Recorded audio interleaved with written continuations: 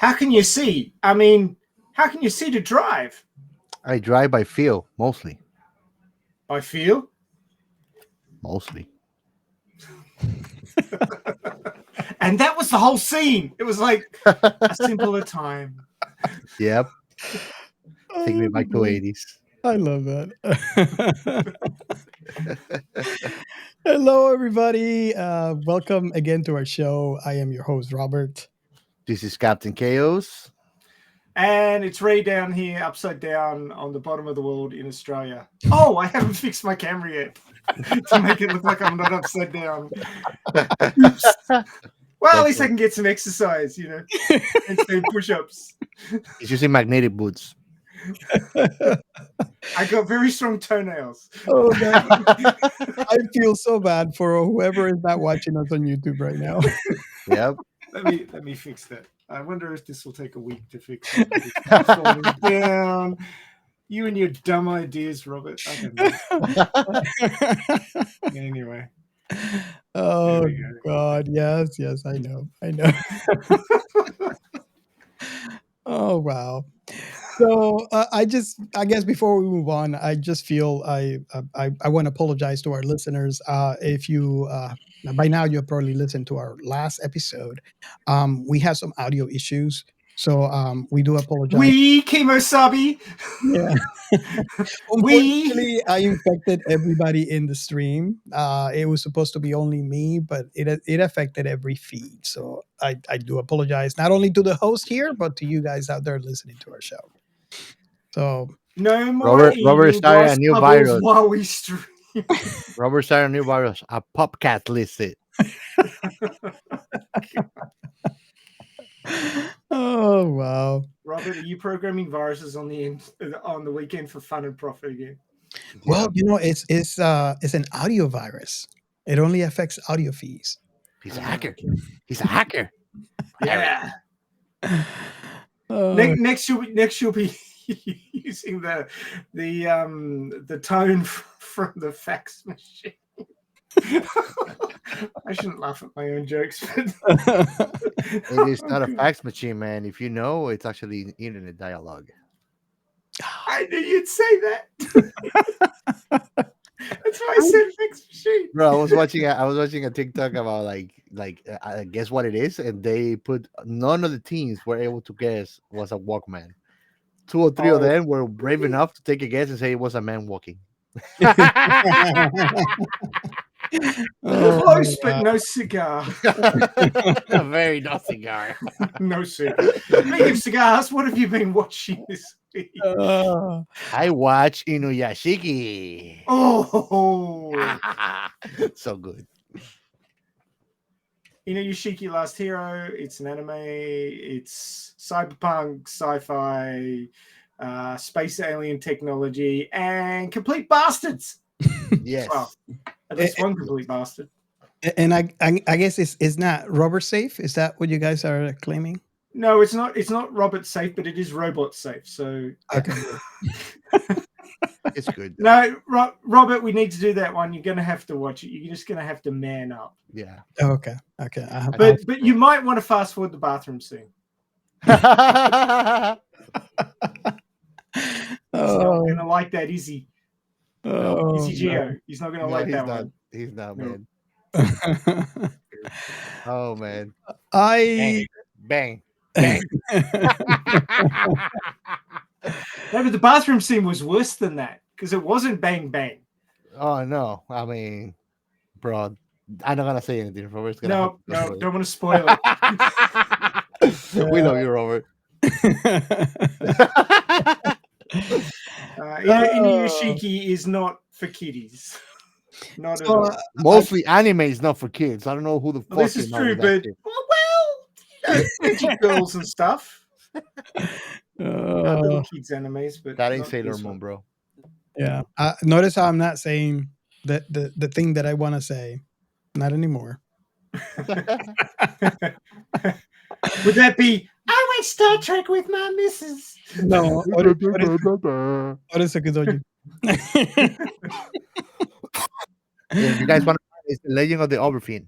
The Legend of the Now you got no excuses to actually traumatize yourself. Oh God, yeah. Please don't search for it. It was Robert the one that showed it to me. There is part 1, part 2, and part 3. By Let the the blame be laid where it goes. It was Robert's fault. way.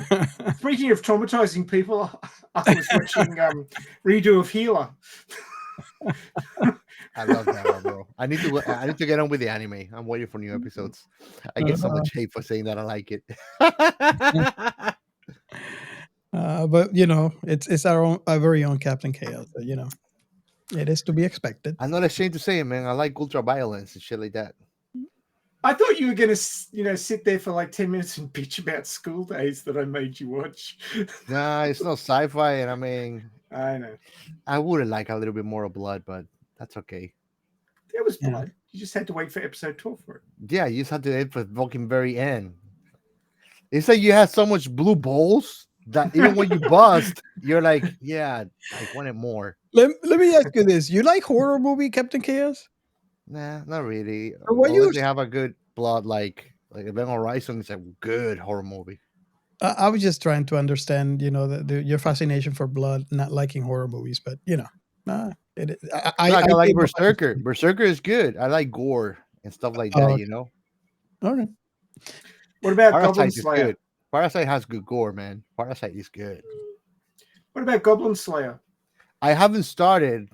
I really? actually, I never watch it. I know that it starts with a rapey scene, but that's all I know. Well- But I actually gotta get into it. Actually, now that you mention it, Well, if you want things to start with a rapey scene, I mean, something else that you hated. What was it? A Night on the Another World. Skeleton Night in Another World. That's the thing. They kind of like they don't even have more than just a beginning. There's nothing more after that. Yeah, So- I have so to say I it's- was worried when I saw like the first, Yeah, what was it, like the first like 5 minutes. skeleton. That one, Robert really liked it because even I liked it, and it's I love actually it starts kind of dark with that, but then it doesn't really even use that kind of scenery or that Yeah, it's anymore through the whole thing. Mhm. And I mean, he's so like comical and soft of a person. It's not like he falls in. I actually started watching. It's not sci-fi, but I started watching. I'm halfway through Castlevania for Netflix. Very good. So going back to my answer, yes, we are watching Deep Space Nine. Dun, dun, dun, dun. I am glad to hear that at least Ray likes it. Oh, Deep Space Nine was good. It was I gritty. just- even I even have this conversation with my wife. It's like I find people online that says they say they don't like this could be like the worst Star Trek, and I find that so hard to believe. And you know, I kind of understand where they're coming from because you know, like I said in previous episodes, when I started watching this for the first time, I'm like, okay, this is a Star Trek that never goes anywhere. It's in a space station. You know, what kind of Star Trek is that? I'm gonna hate this. And that's how I went in on the first episode. And I don't think you're the only one. I was By the so, sounds of things. well, you know, I was like, you know, Enterprise and you know, Star Trek on the ship, and it's going, you know, where no man has gone before. So boldly. Yeah, and but dude, after I finished the first episode, I was done. I love this. Deep Space Nine is amazing. So So it's more like to boldly stay at home and Netflix and chill. and I'm still watching Ahsoka. So you know, aside from all my animes, which are not sci-fi related, so there's no reason mentioning it. I'm Star Trek and Ahsoka right now. Ahsoka, wanna wait till it's finished so I can watch it. Yeah, it's so good, man. So good. So yeah, I guess that concludes our sci-fi. What you watching segment. Awesome. So we should go into our next segment. We are Science Fiction Remnant. This is the Funny Science Fiction Podcast. We are the Caribbean Science Fiction Network. We are Monorats. We are One Accord Level 2 Podcast. This is Jesse from Sudden But Inevitable and Open Pike Night. This is sci-fi. And if you're new to the show, this is the segment where we feature a hashtag. The hashtag is This is Sci-Fi. And the reason why we feature it is very near and dear to us because this is one hashtag that we wished was there prior to us starting, to use it because we love sci-fi and we love all sci-fi equally. So when we go online, we have those silos, those separated um, IP loving people that want to talk about that particular IP that they love so much, and they share, and there's an active conversation.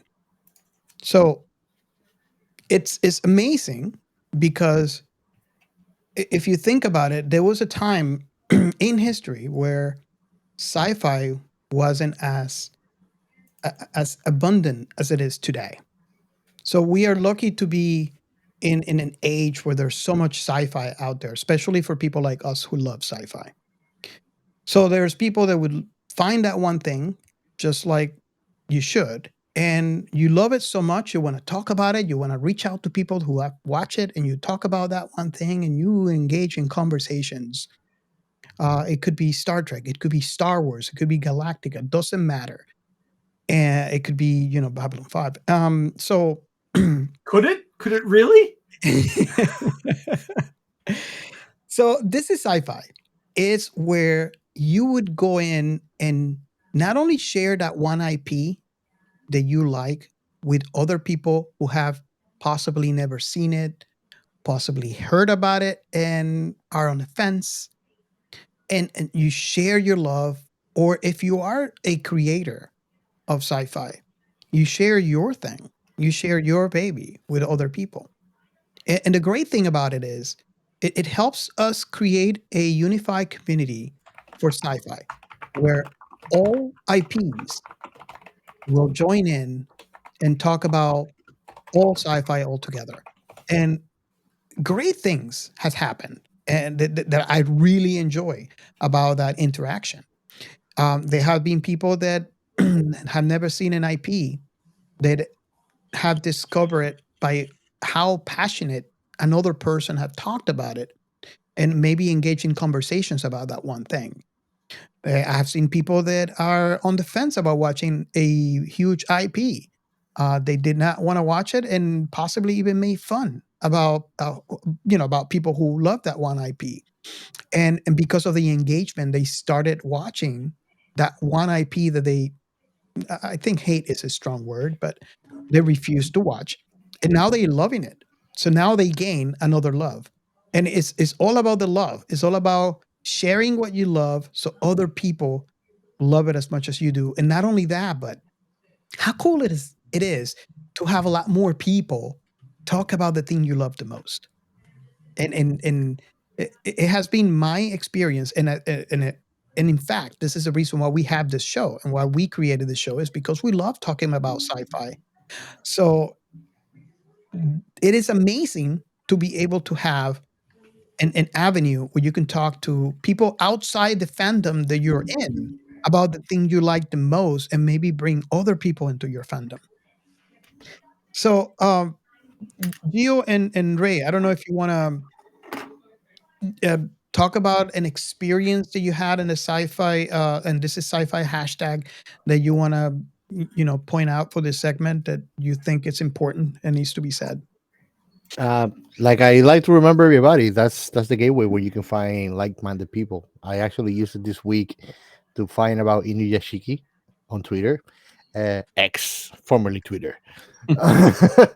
And also I use it because I was rewatching Invasion from Asimov, the one show that is on Apple TV. Yeah. It's the best place for you to actually go and find like-minded people to have discussions about it. So I just want to remember everybody, just accompanied by anything that you're looking for. If you want to find a good conversation, that's the best place to go. Is this is sci-fi hashtag combination, whatever you like. Yeah. There's lots of conversations about Ahsoka at the moment. It seems like the opinions are divided all the way from on the continuum from Filoni is saving Star Wars to this is a load of crap. So depends on which end of the spectrum you're on. You could probably find someone who agrees with you. Yeah. Like Sabine sucking. Yeah, for all of you who want to know more about it, I strongly recommend you download our previous episode on Ahsoka so you can hear our very own Captain Chaos. it was a good interaction. So I swear he just does that sometimes to get likes. Depending on how you look at it. You got fan service, man. You got also service the haters. So I just want to mention out there, if you don't already know, or maybe you're new to the show, remember you can go to our website. It is sciencefictionremnant.com. If you're watching this on YouTube, which this video will show up a month after the pod releases, you can just scan the QR code on the screen, which is actually covering our very own mad scientist. It's covered. And don't forget, I feel like Wilson. you can reach out to us in addition to all our socials, which, by the way, I want to let you guys know that we do have a TikTok is being filled with videos from our very own Captain Chaos. But if you want to reach out to us, aside from all the socials that we have, X, Twitter, Threads, Instagram, TikTok, then why not join our Discord? The link to the invite is in the description. And if you are watching the YouTube video, all you had to do is scan the QR code. And I'm always there. Yes. Yes. Definitely. So wherever you go, wherever you are, fans, I will be in Discord waiting for you. And also, the hotline. We have a hotline. So if you want to be on the show, or if you have any comments for the guests, or if you want to rage against Geo, there you go. You could do that too. For that, you got to press 6969. You could actually call our hotline, and if you have a question that you want it to be on air, we can have a discussion about that too. We can do that too. The number is 1-305-563-6334. Again, that's 305-563-6334. call now. Operators and standing by. Things come separately. Battery's not included. Okay, so now that actually will take us to our next segment. Shout out. And for these shout outs, first off, like I always like to start, we want to remember everybody that we're part of the Blind Knowledge Podcast Network. So go and check them out. Great variety of content creators. It doesn't matter what you like.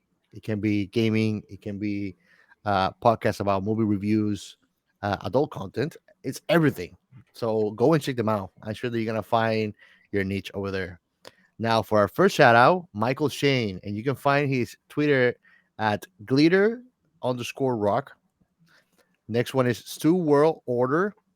Actually, he's actually an old-timer supporter, always there with us.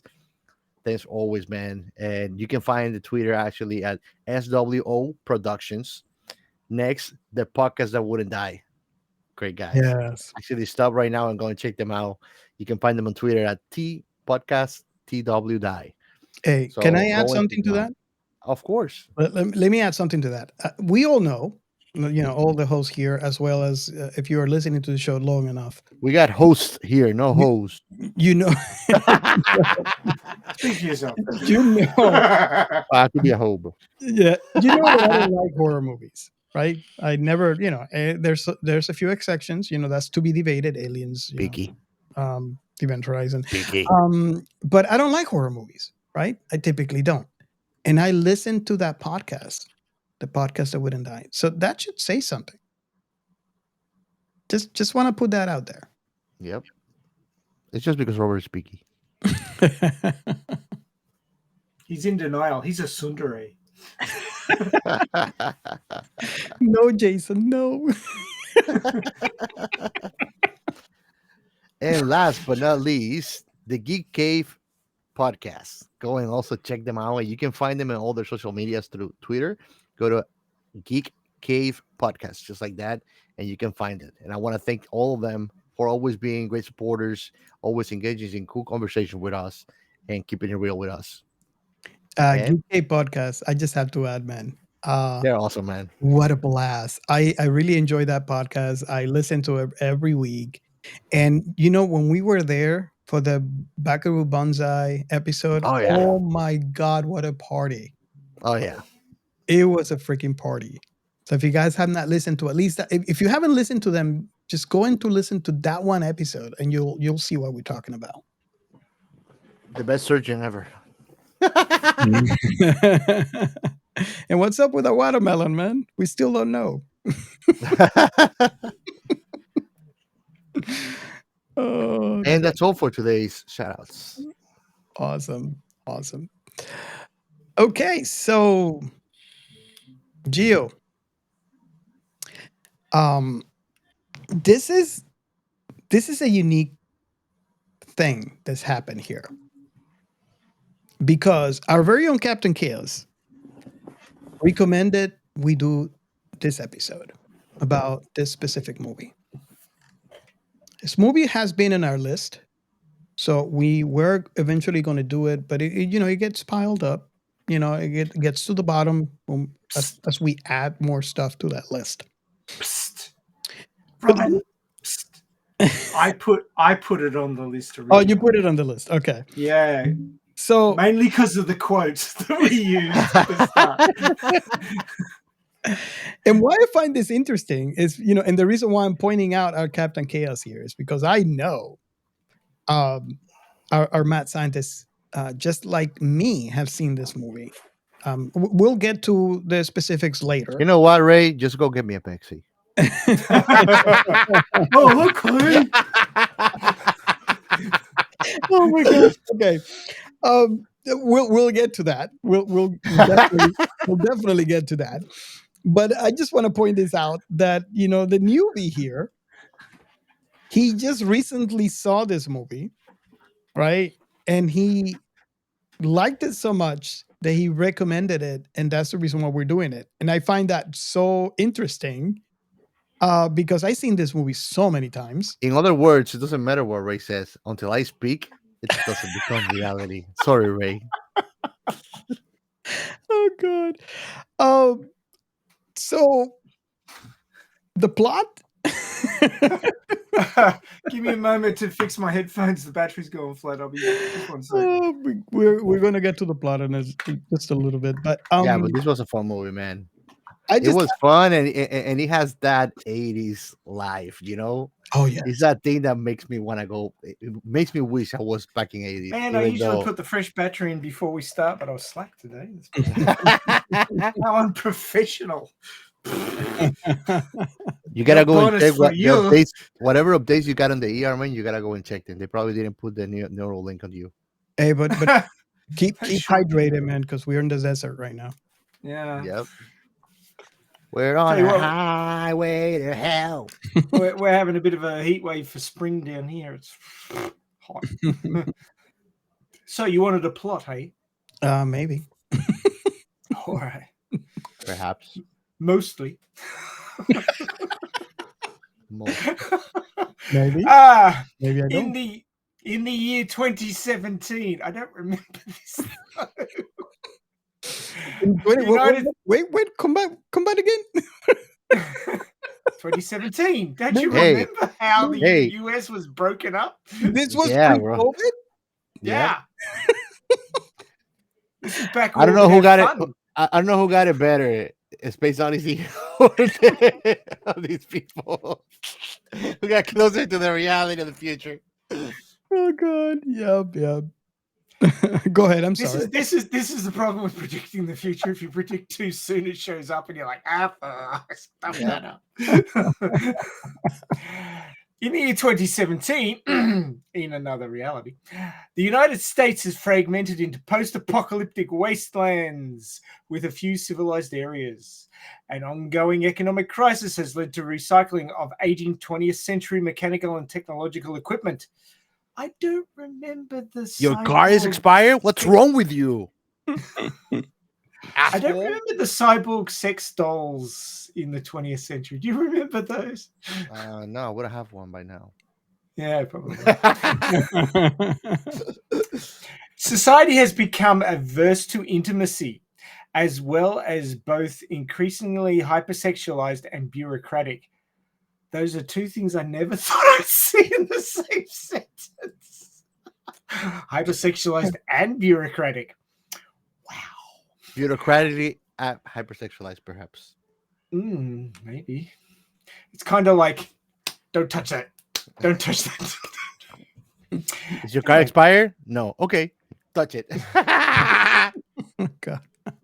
Robotic technology has produced gynoids as substitutes for wives. The declining.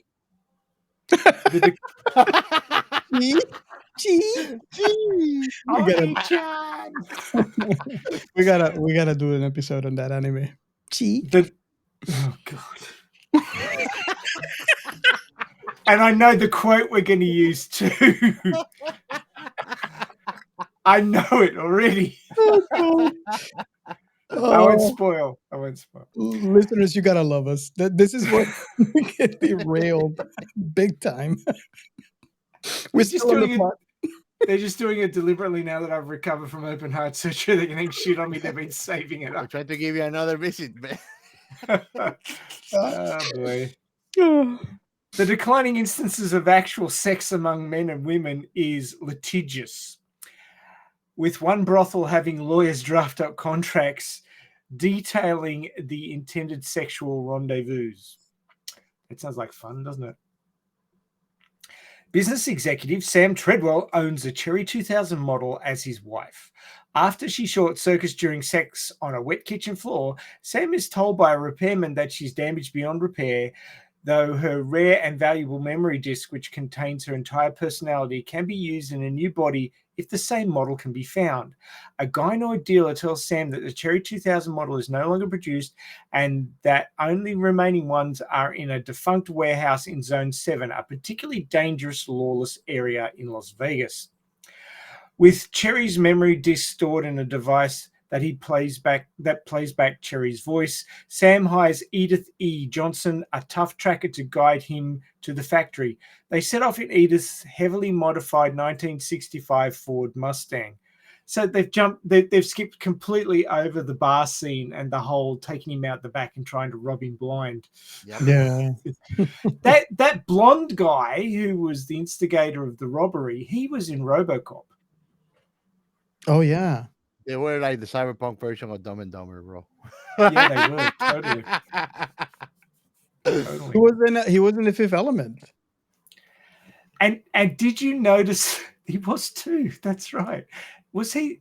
He was the Military general or Yeah. the corporal? No, he was a general or something. The guy that ended up in the freezer. Yeah, Yeah. yeah, that was him. That's right. Did you notice when he pulled up in his three-wheeled tricycle car that the car parked before his was the Le car with the rocket launcher on the roof that was part of the bad guys forces? Did you notice that? I noticed that, and I noticed that one dude inside the place was also part of the crew. Yeah. And I think it was done intentionally because when he mentioned, do you have Cherry 2000s here? He kind of dropped what he was doing and kind of looked at him. Because he asked for Johnny. Ah, yes.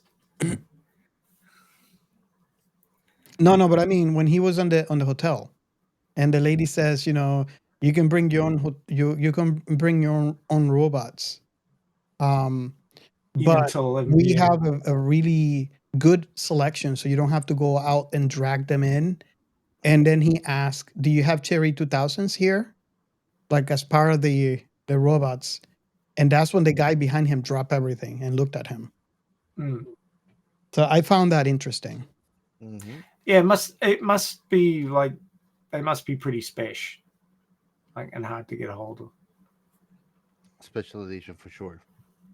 She was. So, entering Zone 7, they encounter Lester, a wasteland overlord with deranged subordinates.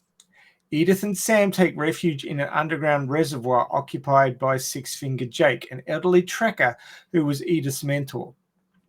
When Lester's men attack, the three attempt to escape, but Sam is knocked unconscious and taken to a 1950s-style motel village.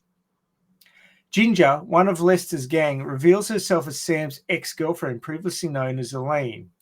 Lester decides to induct Sam into the group, and Sam, believing that Edith and Jake are dead, go along for a while. When he witnesses the group sadistically murder a tracker, Sam decides to escape and runs into Edith and Jake, still quite alive.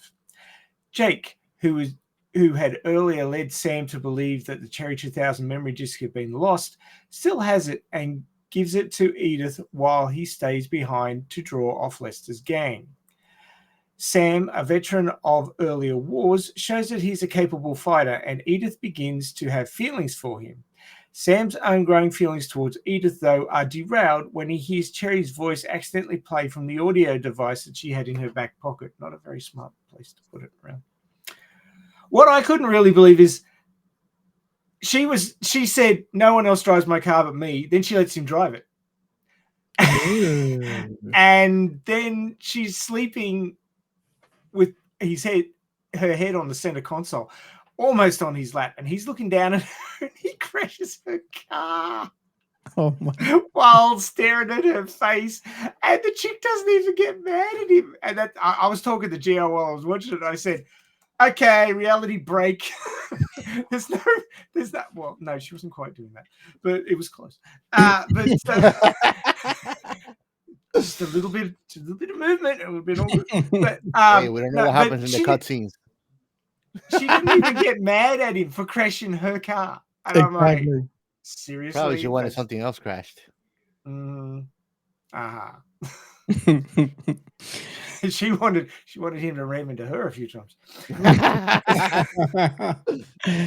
For sure. Yeah.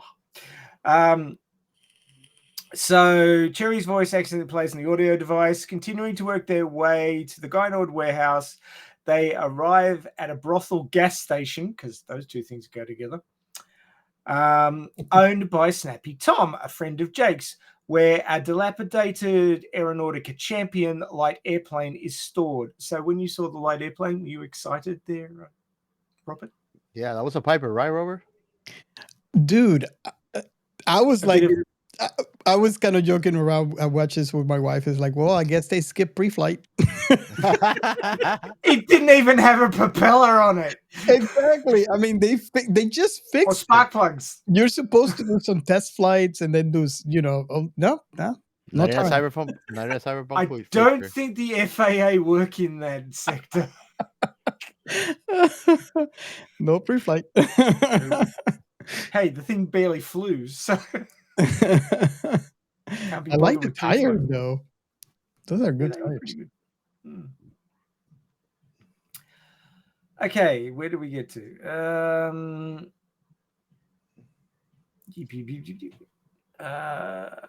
I've lost my spot. Yes. Edith repairs the plane using parts from the Mustang. It was lucky that that everything was like old school, because it was new school. It was like, you must plug this into a computer. We don't have any of those.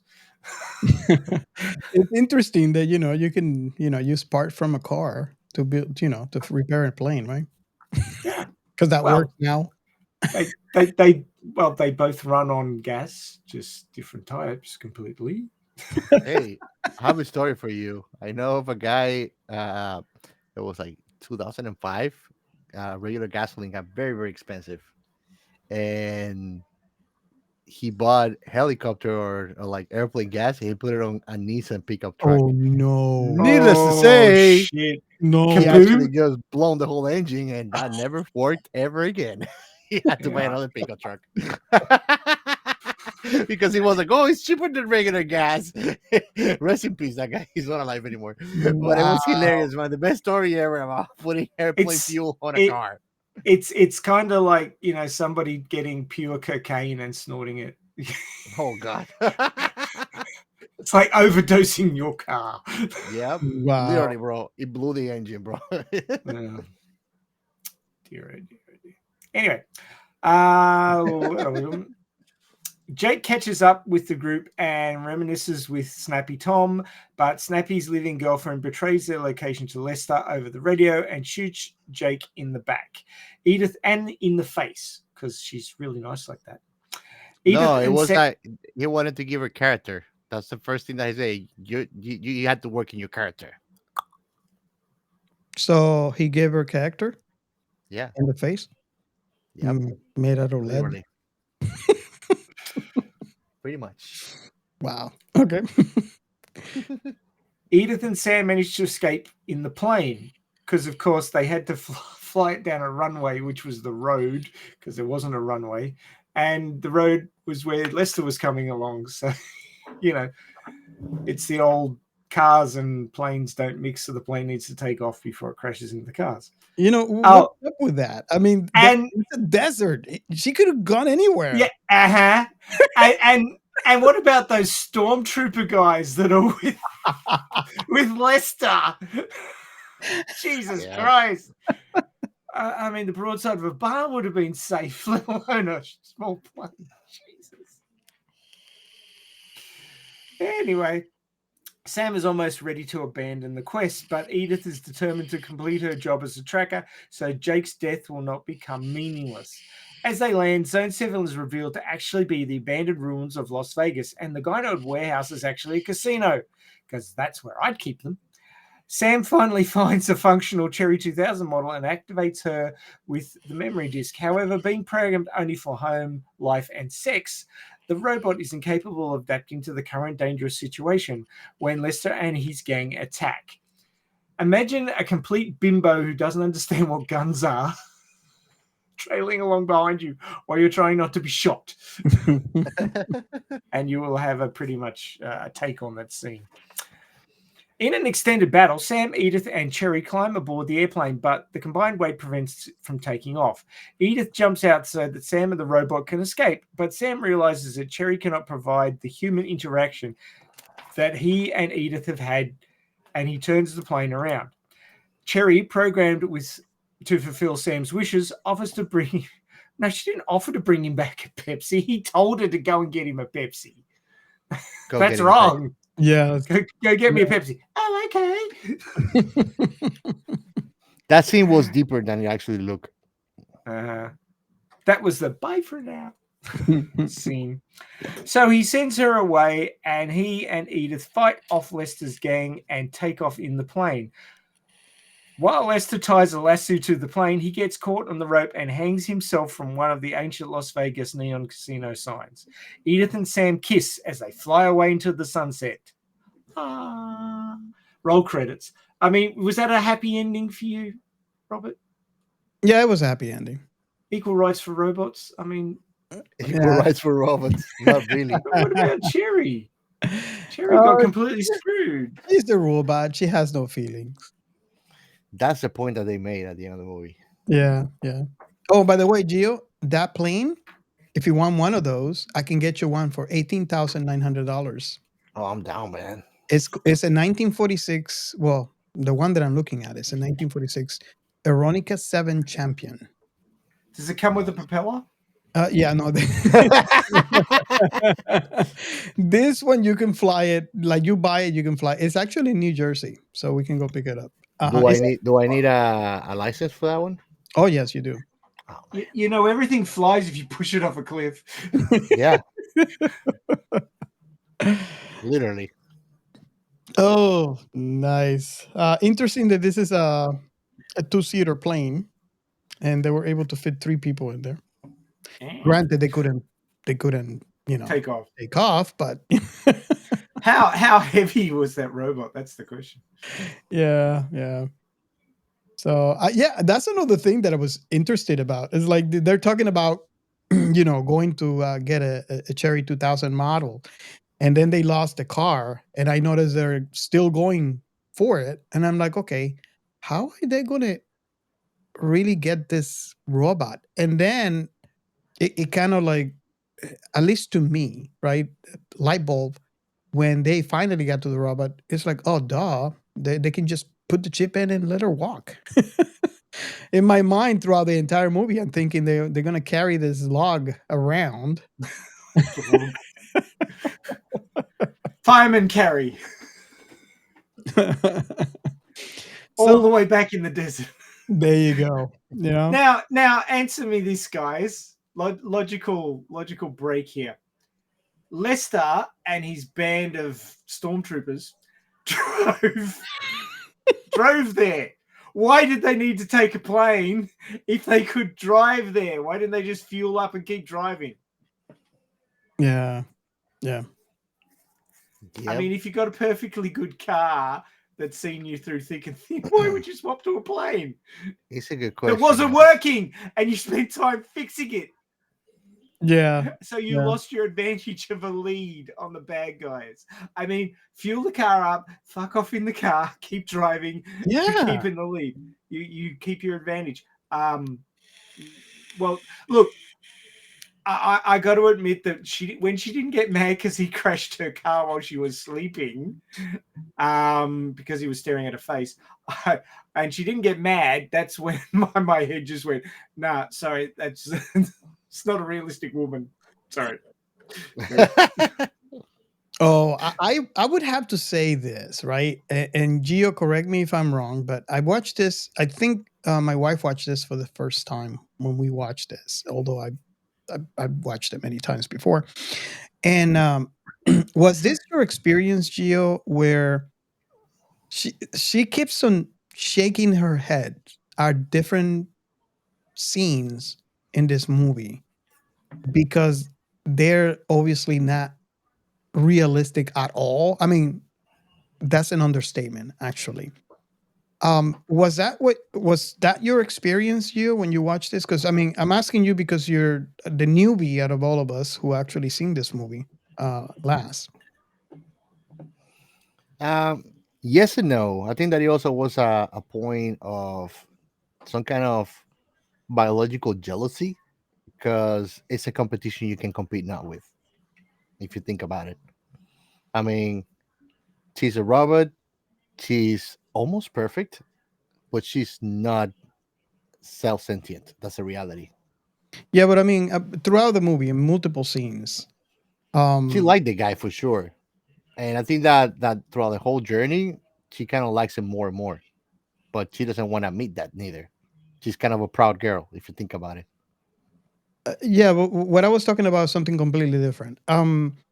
Like Ray, do you know what I'm talking about? I seen it way too many times to realize. The first time I watched it, obviously I did not care. I was I was what, 18, a complete teenager here. So hormones raging, Melanie Griffin, different story when you're a teenager. But as I watched that later on in life, it's kind of hit on me how many parts, how many scenes in this movie are like so completely unrealistic, and you just can't help but shake your head. And this is what I seen from my wife watching the movie. We watched it yesterday, and she's just shaking her head. However, it doesn't take away from how much fun this movie was. And she actually said it at the end. This was a really good movie. Although she's just shaking her head all throughout the movie. Well, stormtroopers have to get working between the Star Wars movies. So got to work somewhere. So that's what I was talking about, Captain Chaos. It's like, since you're the new one here, the person who actually seen this last, did you experience this? No, I mean I took the movie for what it was. Okay. So if I'm trying to I know like comparison is the killer of all joy. So if I try to watch the movie and really compare it, or try to even want it to be as good as Blade Runner, I will be fooling myself. It's not the same kind of movie, for starters. And on its own way, without a serious touch, the movie has a lot of very good points to make about the human condition. Yeah. So before we get into the meat of this, I want to ask our very first question. And I think I'm going to start with or Captain Chaos. I think for this time I'm going to go last. Um, Gio, what was your? Yeah, we know you were just a couple of days old when you watched this, so it doesn't make any sense for us to go back on that one. But what was your first impression of this film? I think it was a fun movie, and I think that that's the main target of the movie is to be fun and to have a romantic message into it too. But certainly, there's not a serious note to it, you know. Mm, But it's a fun movie. I think it's a must watch, and I think that is a classic of sci-fi if you think about it too. yeah.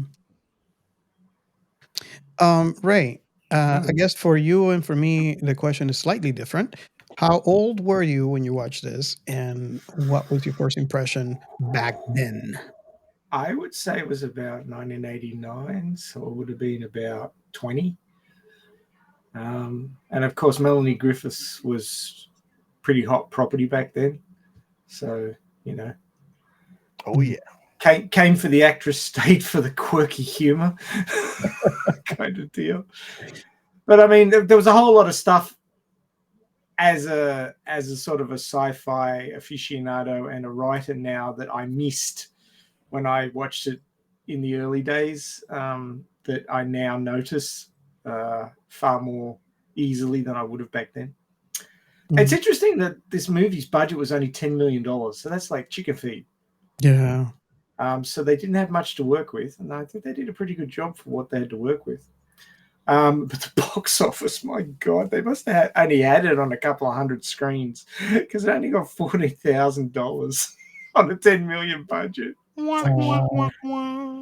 Yeah, but I mean, it became like a bit of a cult classic on VHS and then Yes. Blu-ray and DVDs. So I mean, like, you know, people can go back and appreciate it now. It's still the money's still trickling in. You know, Yeah, I 30 years remember later. seeing this in Blockbuster, the VHS of that. But yeah, I mean, they made a pretty good effort with their depiction of the future. They thought about, you know, how things might change and depicted it quite well. Although it wasn't change that you really want, having to have a lawyer set out the terms of paying for prostitutes, like bloody hell. But yeah, I mean,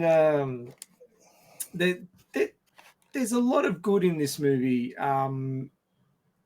but then, you know, the columns sort of equal themselves out in the things that didn't really come across all that well. I mean, Lester was a psycho. Yeah. What are those shirts called? It's not quite a Hawaiian shirt, but it's kind of like a Hawaiian shirt. Robert loved those. Oh, what are they? Are they like Vegas shirts? I don't know. You see, not being an American, I don't really understand the nuances. That was a Sanky Panky shirts, yeah, Robert. Tiki shirt. Tiki shirt. Tiki. Okay. Sanky well, Panky, anyway, just so you know the reference, Ray, are those Yeah. playboys that go to the beaches so they can actually attract visitors like Yeah, but tourists. you gotta explain Oh, to him yeah. it's not an American thing. No, it's not an American thing. It's from the Dominican Republic. Okay. Now, I what mean, look, it happens everywhere. There's always the guys who are trying to show off and pick up chicks on the beach. Yep. I mean, But there's the thing. Sanky Panky don't like locals. They want people from another country, girls from another country. yeah, there's a different there. Now, what I'm talking They are about, like the male version of gold diggers. You know what? I never really heard that expression, but it makes a lot of sense. Yeah, yeah. I actually know personally 203, bro. Oh my He's, God. he's drawing links you never considered. Exactly. I knew this guy, bro, that had a German girlfriend, and like there was a gap. Like his girlfriend was like 30 years older than him, but she would come every year and stay 2 weeks with him. Um, Yep. So he was like timeshare. Yeah, kind of. Yeah, you can say. oh my God, thank you. You can literally say that. Yeah, I'm sorry. I'm drawing links that I really shouldn't.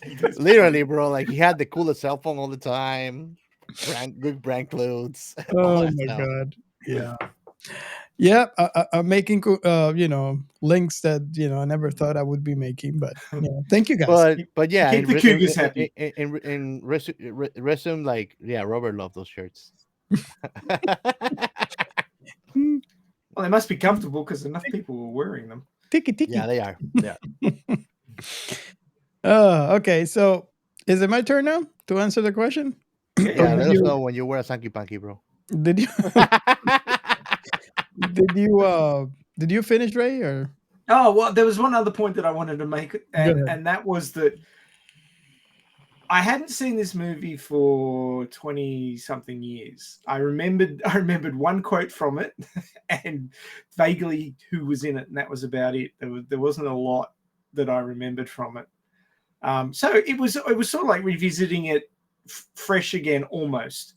But I knew that it was a cheesy 87 vaguely sci-fi flick, so I wasn't going in with high expectations. It's no Blade Runner, but yeah, like you said, it is enjoyable, and besides the gaping plot holes that you could drive a truck through, it was an enjoyable post-apocalyptic road movie and sky movie, I guess, a little, but yeah, just a not little quite sure why. But anyway, maybe just to show off how talented she was. The tracker. Now, before you go with your point, Robert, your first thoughts, do you guys think that the hardcore version of Cherry 2000s were called mac and cheese? Mac and cheese gets you killed in that world, man. Shot in the back and the face. Oh my God. Yeah, I was wondering what's up with that. She's smelling it like, ew. And she's giving it to this guy. And yeah. Get the mac and cheese. Get the mac and cheese. Get the Is that code for shooting somebody in the back? I don't Let's go for something else nowadays. take your word for that.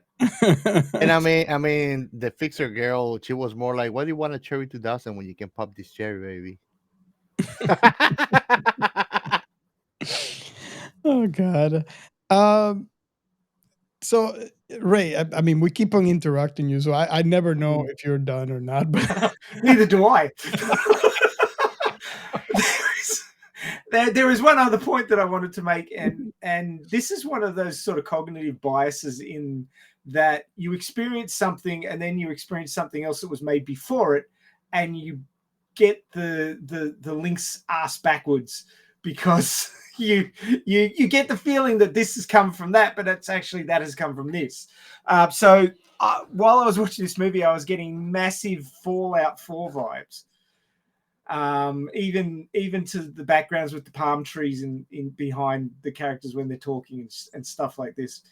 And I'm actually thinking that Fallout 4 referenced this movie, even to certain points, and other movies such as I think it was Resident Evil 4 was in the desert, and Las Vegas was covered in sand, which was the same as in this movie. So it kind of feels, because I saw those ones before I rewatched this and got it back into my head, it kind of feels like these movies were those movies were referencing the game, but I think the game was actually referencing these movies, because it was a real Fallout 4 vibe that I was getting while watching this to refresh it in my memory. but it's actually the other way around. I think that Fallout 4 was pulling a lot from this movie. Yeah. Even down to the minor details, which is reverence of what has become a trashy sci-fi classic, you might say, a cheap and cheerful sci-fi road movie. Yeah, this is you know what? It's funny that I would say this, but this is kind of like the mac and cheese of sci-fi. You know, it's not a well done spaghetti, all'olio or with clams. It's just mac and cheese. But It's everybody eats it. it's comfort food. That's it's and again, I said this because no point intended, because it was actually mentioned in the movie, but it is the mac and cheese of sci-fi. It is, at least to me, is one of those things that you watch, you rewatch after the fact, and it's just it's coming home. It's relaxing. It's taking your shoes off. It's watching something you don't have to really think deep if you don't want to. Although we'll talk about some of these deep aspects of this film, but it doesn't have to. You don't have to really think about. It's just fun to watch. Okay, so Yep. should I go now? Go. I'm so sorry. Thunderbirds are go. Keep on interrupting. No, So- he's gonna also come up with another point now that he said that he had. Just So I watched this film. I think I might be wrong here. I want to say 18, 19 when I watched it. So I was a full on teenager. Was it the cinema or was it VHS release? I think it was when he first came out on VHS. I don't, to be honest with you, I'm thinking, and I can't remember seeing ads for it to be on the theaters, or like not necessarily ads, but like I don't remember seeing this to like ever being on the theaters. I'm sure it was. I probably just never caught it, but I know for a fact I never saw it at the theaters, which could be an interesting experience if I had watched it in the theaters. And a call out to our listeners out there: see if you watch Sherry 2000 in the theaters, reach out to us and let us know. I'm kind of curious to hear about your experience. I caught this on VHS, and I remember it was when it first came out to VHS. So I don't know if I want to say 18. When I was 18, I can't remember how long. It was first released on VHS in North America on November 17, 1988. Oh, so I was like, yeah, so I'm probably 18 then. So I was probably right when I said 18. I don't know why I'm thinking 18, 19. So I was probably 18. I was a full-on teenager. That should say a lot, because not only the movie was fun, but it got me hot and bothered. And I remember, and the reason why I mentioned this is because I watched it after the fact many, many times. I couldn't remember the last time I watched it, though. So it has been a long time since I watched this film.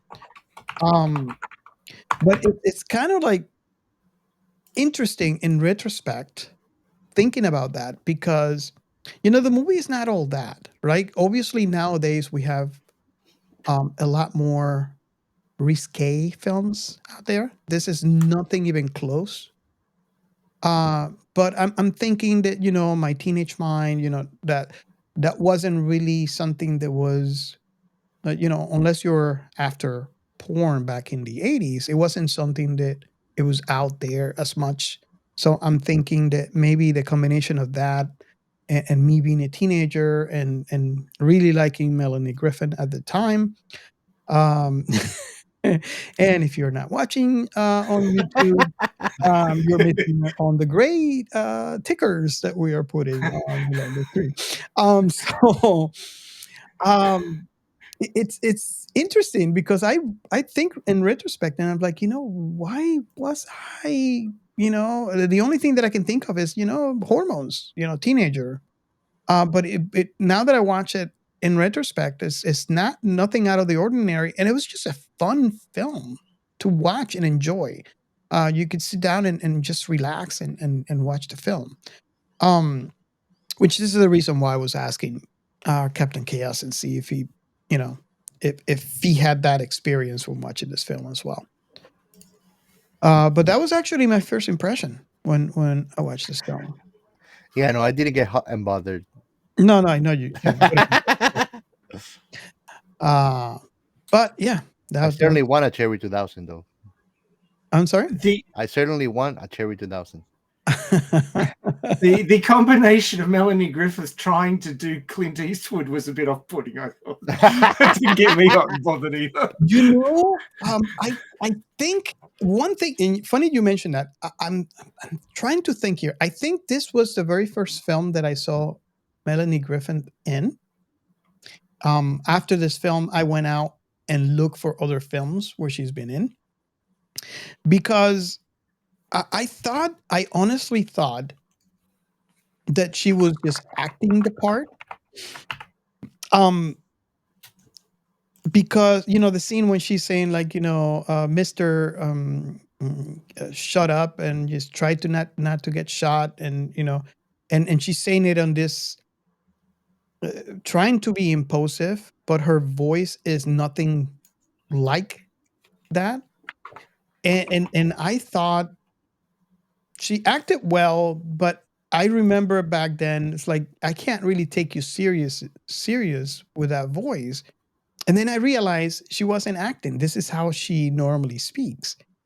But that's in retrospect, that's one of the things that I was thinking, but it doesn't take away from the scene where she was very serious, and this is what it was about to happen. And it proves that she actually did somewhat take care of the guy, because the stormtroopers everybody was shooting and no one actually hit anything, which interesting, because there was a scene when he had the helmet on and he's looking to the right, and this guy had a shotgun shooting straight at him, and then they went past, I think it was behind his, what it was, a semi, I believe, and he went, the car went past the semi, the guy already shot the shotgun and nothing happened.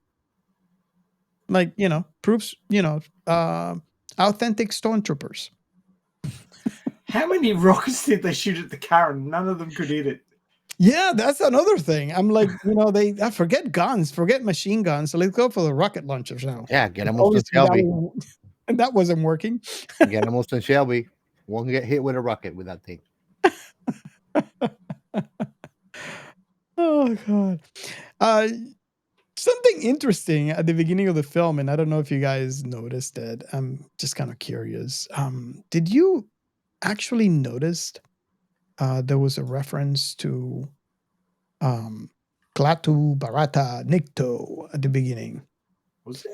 So we have Klaatu from that film. That, by the way, if you haven't listened to our episode on the day the Earth stood still, you might want to go ahead and go to our backlog and download it.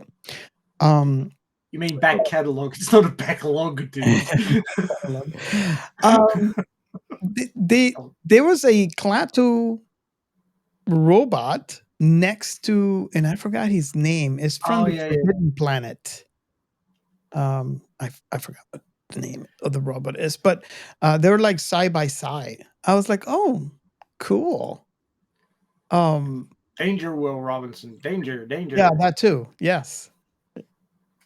So that's where the when this guy went and took Cherry 2000 to be repaired, and when the guy told him that she was beyond repair, so he was taking him through I guess the backside of the store and showing him all the robots to see which ones he wants to pick. You guys notice that at the beginning when you have Klaatu and Forbidden Planet? Yeah. That was a nice bring it home sci-fi nod. Eggshell. Yeah. Easter egg. The eggshell. Easter egg. I like eggshell. I'm gonna start using that. Well, this is how they got it down to $10 million. You know, they just borrowed shit from Apple. Thank you, Lucasfilm. Nice. Yeah. So Yeah, they should have had a crashed X-wing in there somewhere. You know, as an Easter egg. well, maybe he was trying to sell Klaatu to the guy. You know. Problem was. Hey, guess what year is the earliest movie that that Melanie Griffith was in? What year was it? I'm always wrong on those type of questions because some of these actors and actresses have started as child actors, and I You never will knew be that. surprised. How early? Go ahead. 1969. Holy crap! How She old? must have been a baby or something. I don't know. I actually don't know how old she is. Does it tell me? Wow, that's Wow, that's interesting. Yeah, the start of this film brought nostalgia. Seeing Orion on on the TV. I used to seeing a lot of films from that company back in the 80s. Oh, she was 12. Oh wow, yeah, if figures. And what do you guys thought about this? The car the guy was driving to It was a Mitsubishi Smart. to glory hole.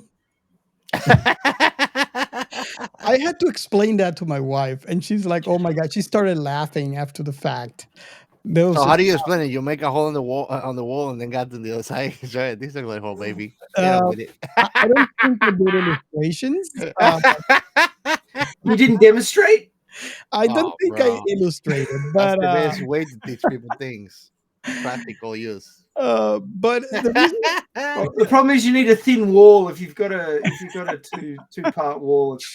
Well, actually, no. I shouldn't talk for Robert. Maybe it's not a problem for him. But the reason why I was bringing that up is because the car the Sam was driving, I remember back in the day, it's like that is a very interesting car. You know, it's like, I wonder if we'll get something like that in the future. And now that I watched it in retrospect, that is the slingshot. I don't know if you guys seen the slingshot cars. Yeah, Um, I know. Granted, it's not the exact same thing, but It's a motorcycle with three tires. it's a full idea of Ray. Have you seen those? I don't know I if might drive one next week. you might I'm Googling. okay. I can screen share if you like, but I just They're fun. Yeah, screen share so I can see. I'm gonna drive one this week. There's one that looks like the Batmobile. Bloody hell. It does look like it. yeah. Let me screen share one. This Polaris slingshot, Mm-hmm. and this happens. I mean, you can pick different colors on it, but Generally, at high speed, 4 wheels is more stable than 3. Yeah, probably. yeah, I seen a lot of those in the. Especially in cornering. Oh yeah, I seen a lot of those on the road though, and I think they start at 33,000. But I just found that interesting watching this film. You Yes, will never find one of these vehicles as a rally car because if you've got to turn at high speed, 4 wheels is going to outperform 3 wheels every time. yeah. So, what did you think about that, Gio? I mean, I know Ray was not familiar with it, and like, I didn't think it looked like a slingshot. It looked more to me like a Fiat Pop or like a smart car. yeah, but the smart car has 4 wheels. Yeah, it was a three-wheeler washing machine. That's So what it looked like to me. when I was watching this yesterday, I was thinking about the Polaris slingshot. I was like, oh my god, I remember thinking about these cars and it's like we do have it in the future. without style, a Polaris, because that car didn't have much style. Oh yes, it did not have it. It didn't have, it didn't have much trunk space either, or boot space No, as we it was call a it very over here. unflattering version of the Polaris. Yeah. Yeah, this is the Polaris that someone built in their garage. Yep. They got a Three- Daewoo they- washing machine and then put tires on it. They 3D printed it. There you go. Chances are. So is that how they measured that sinkhole on the freeway? One of those drove in and they just measured it. It's the same width as a washing machine. Oh God. So one of the first things that I remember yesterday, and again, it's a lot of retrospect in here because I seen this. I couldn't remember the last time I seen this film. So there's been a huge gap that I haven't seen this film in, although I've seen it many times, starting when I was a teenager. Is the scene when they're describing the dating scene, or dating slash. Oh, nice. What is that one? Fiat 500. It's a 500 with 3 wheels. Oh, it's a 2 wheels. I can't really see from here. The one on the right has 3. The one on the left has 4. But they're like a lot. The distance between them is a lot smaller than the other 2. Oh, okay, that's weird. I never seen that one. I had a 500, a Fiat 500, and a Fiat 500 Abarth, but I never seen this ones before. So they're kind of cool. I like it. So for all of you out there, if you are wondering why we get distracted so fast, is because we are actually screen sharing. So if you are not subscribing to our YouTube channel, I recommend you do. So the month after you listen to this, you can just watch it on YouTube. And help us tattoo our Captain Chaos's butt soon. So, Yeah, 10K subscribers, and we gotta make a poll for you guys to choose what you want on my right butt cheek. There you go. So I got distracted with Captain Chaos's tattoo. What was I saying? We're talking about something fabulous, my ass. So what I was saying was how the description of the future, or this specific future, was for let's call it the dating scene, and how things have gotten so I want to call it out of hand, to where you have to have a lawyer present and you have to draft off a legal binding document that both are agree on before you go into anything. It could be a one night stand, could be whatever. It feels like you're doing it. I want to say marriage contract, but it's not necessarily that. Sounds reasonable. But I'm sorry. Sounds reasonable how times are. Yeah. So it's interesting, and the reason why I'm mentioning this is because obviously I'm not in the dating scene. I haven't been in the dating scene for such a long time, but I have seen, and you guys listening out there, if you are, please reach out and let us know. And our very own Captain Chaos has his own opinion on it. But the thing is that I watched a couple of TikTok videos from people that are in the dating scene, and it seems very chaotic, and it seems like we're not necessarily there yet. But if things are going the way that I have listened on those videos, there's a bunch of YouTube shorts and TikTok shorts and Cherry Instagram. 2000s are gonna be a necessity.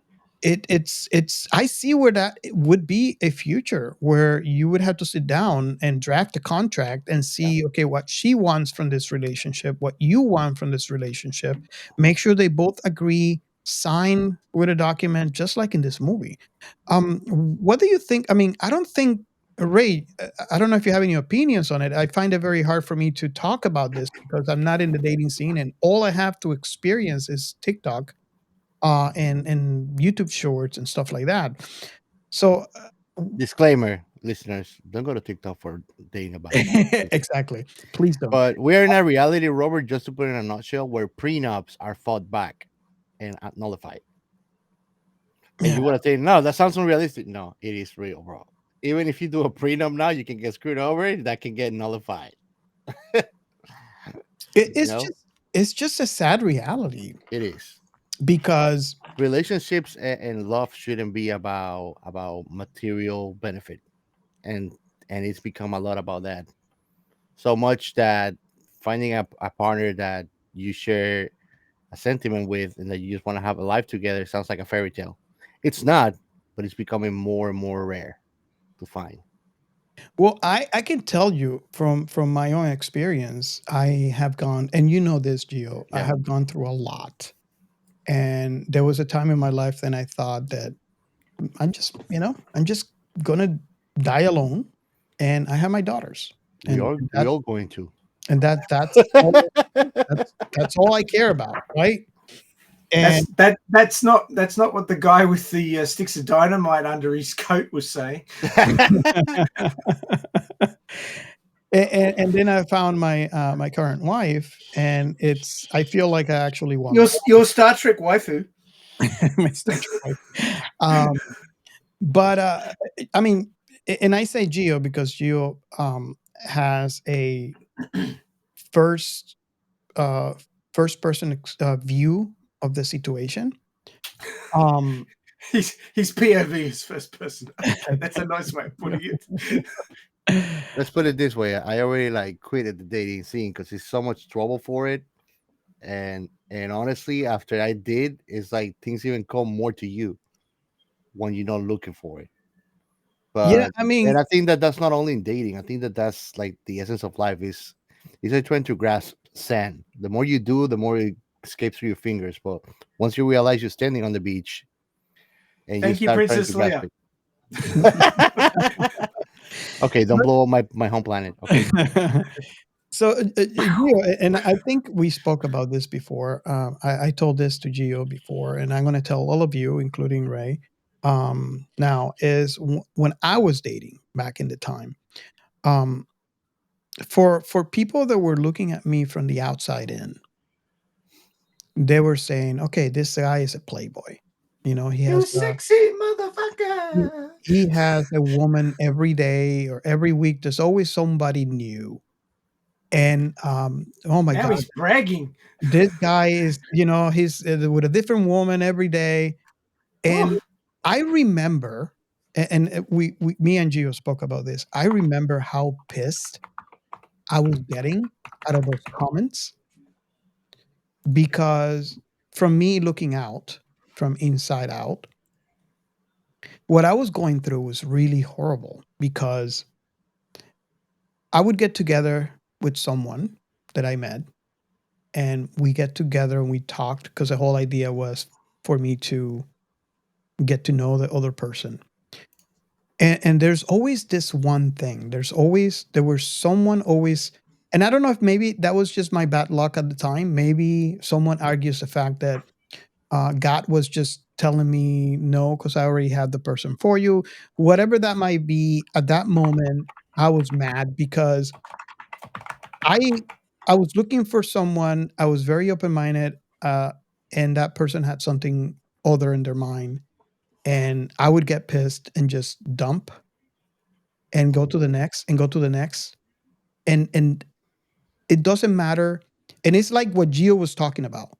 I was searching, and when you're searching, you don't find.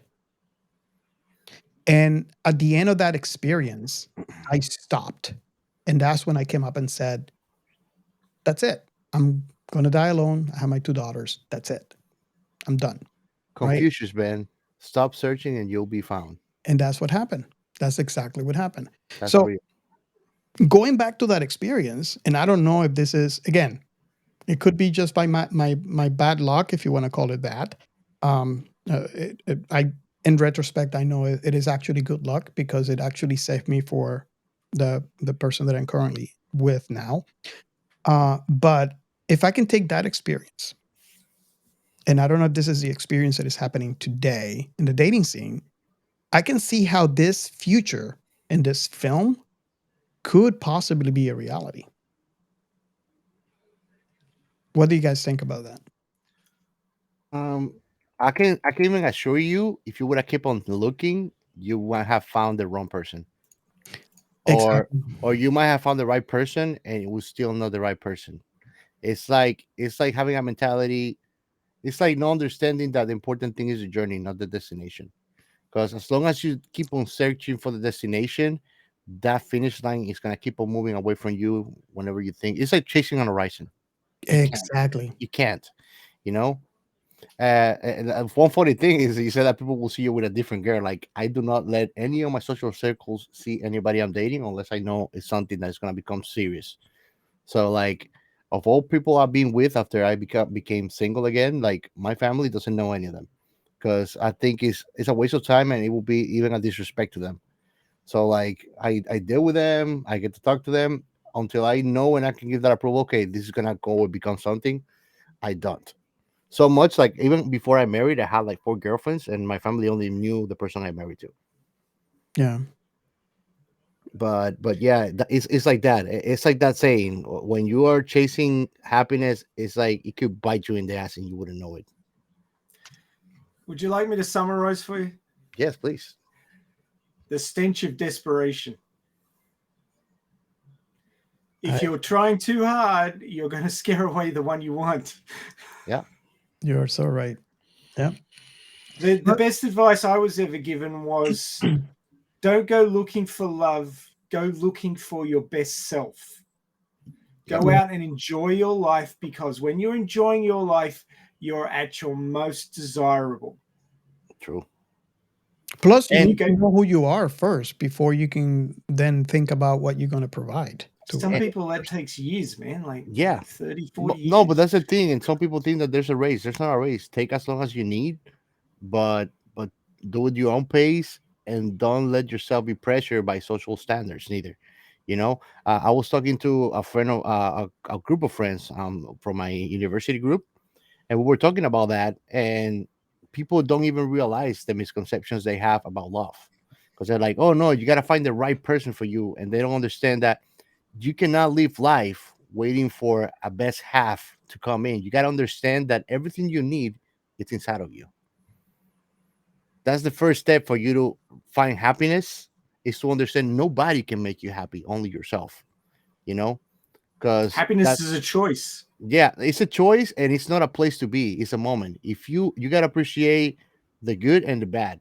If you were happy all the time, you will become numb to know what's happening, what's happiness. That's why even the bad things are good. Pain is the best master. Pain is the one that teaches you if you really want to continue on and achieve your goals. Pain is that alert system in your body and in your mind that tells you have to do better. You know, if you're Yeah. happy all the time, how will you know what's happiness? You know, A Is lot of people overthink these days, and all that time you spent overthinking, you could have spent chasing your dreams, exercising, learning something new. hmm And all the times that you go out and do something new are opportunities to meet somebody. yeah, Rather than going out to meet somebody, you go out to do something and you meet somebody there who's doing the same thing or is interested in the same thing. And that gives you a connection. yeah, I true.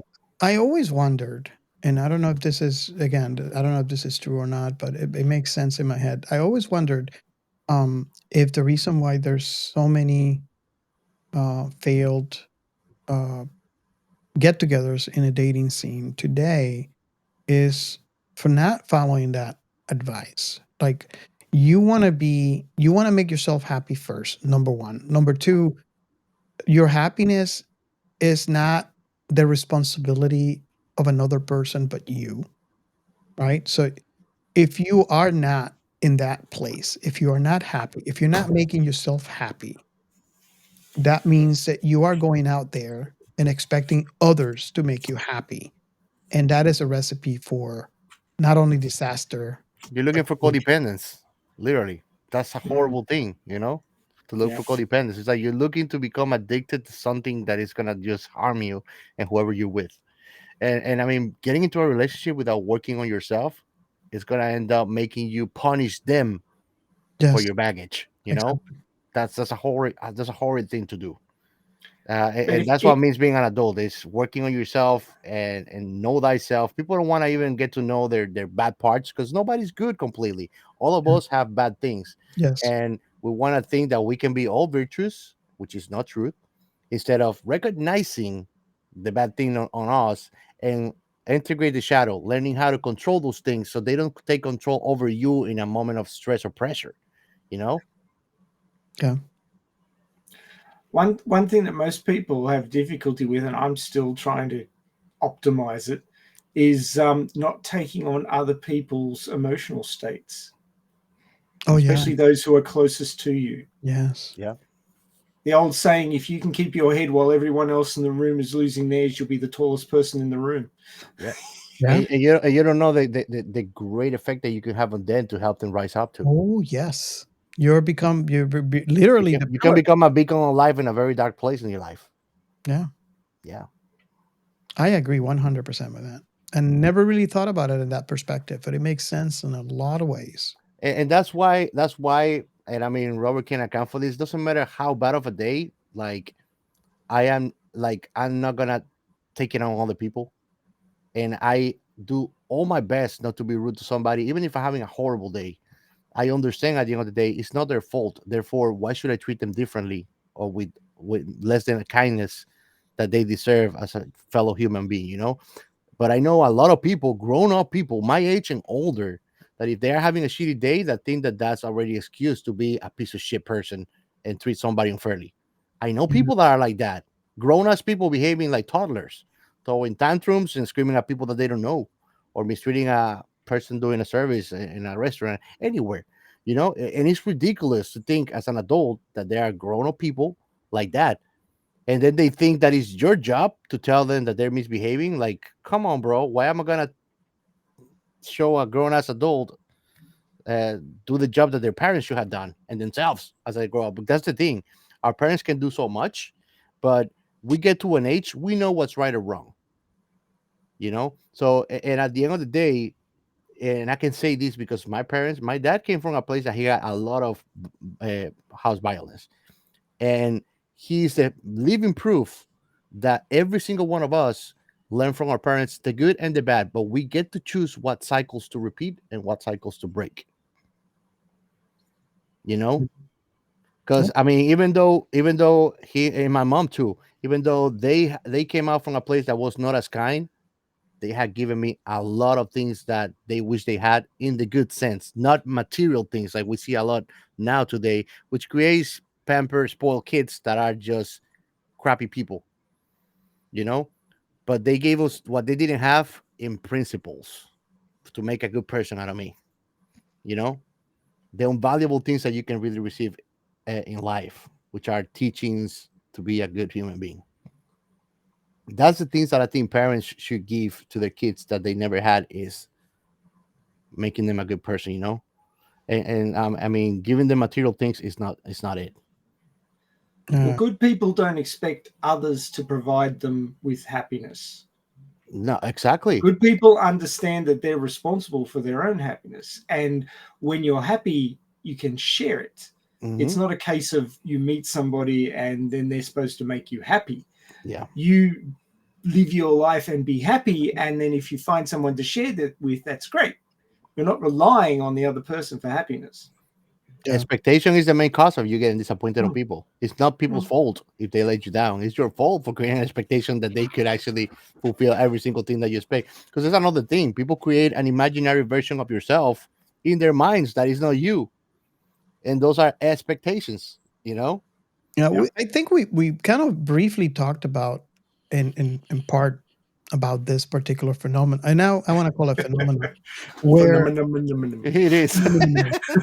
where you know we have our very own perspective, right? For you, what it is supposed to happen, what is supposed to be, would make and could make sense to you. But we are all completely different because we are the results of our experiences and our surroundings. So that other person could think about something completely different to you, and what seems to be correct and fine and fair could be something horrible for you, because we are complete different individuals and we have different experiences. Yep. And I So mean, that's the thing. Like you're an empath, and Race strikes me as a very empathic person too. I am very logical, but Unfortunately, in some cases, yes. yeah, and that's not a bad thing. Here's the thing: most people think that because you're empathic and you're a good person, there's not evil inside of you. People don't understand that sometimes it takes a lot of violence to become that gentle. You know, people don't understand that. People don't like walking on somebody else's shoes. We humans are that selfish that don't like. I've known people that I've talked to them about horrible world issues that people don't like to even make conscious about it because it's horrible. But once it happens to them, they gain an understanding of it. So it's like, and I've said this in previous episodes, like most of the time, most people don't want to think about these things. Most people are living in automatic pilot, man. You know, mhm. and once it happens to them, then they create consciousness about these issues. So and again, we went really deep into the subject, and and believe me, it is a great conversation, and this is the kind of things that I thought about when I was watching this thing developing within the film, and which is the dating scene, and what it is to be or not to be a couple in this reality. Hmm. So I was just wondering about your opinions on that aspect, and how I feel that if things continue to be the way they are right now, what we are seeing portrayed in this film could very possible be our very own future. I Well, think you go, Ray. yeah, it's not just that; it's the fact that Johnson took on a job to help this guy get a Cherry 2000, but then she starts developing feelings for him. But being a consummate professional, she puts a lid on her feelings and follows through with the mission to get him the robot fuck toy, so that she completes her mission and he gets what he wants. And then she even jumps out of the plane and Come and save me. Toxic. That expects was to toxic, die. bro. That was toxic manipulative. It was like, I'm gonna It, throw it, myself out there to see if he can come and save me I or don't No. live think with it. He has no conscience. no, I don't think she was. Bullshit. I don't think she was toxic Come at on. all. That I was think she was. toxic, bro. She I'm was. gonna throw myself at the abyss just to see if he could go and catch me. She was. Come She on, was. bro. That's manipulative. That's No. like one Hey, toxic girlfriend. Gio, go get me a Pepsi. Go get me Go and get me a Pepsi. I'm gonna go on record saying I disagree with that statement, because I think she was doing a job and she wasn't expecting this guy to come back. Honestly, bro, I see no logic, like 0 out of 100% of why she jumped the plane when she could have just escaped and be safe. There was no logic to it. Only Escape, that. but they couldn't take off. No bullshit. She just said, like, drop me here. It's not true that they couldn't take off. Come No, on, they bro. couldn't take off. It was It was a four-seater, bro. it's a two-seater plane. Two-seater plane. It's a two-seater plane. And they didn't have the With they, four they seats. I'm sorry? With 4 seats. She was sitting in the back. Thank you, Ray. Thank you, Ray. Really? No, there's two seats. I'm looking at the plane right now. There's only two seats.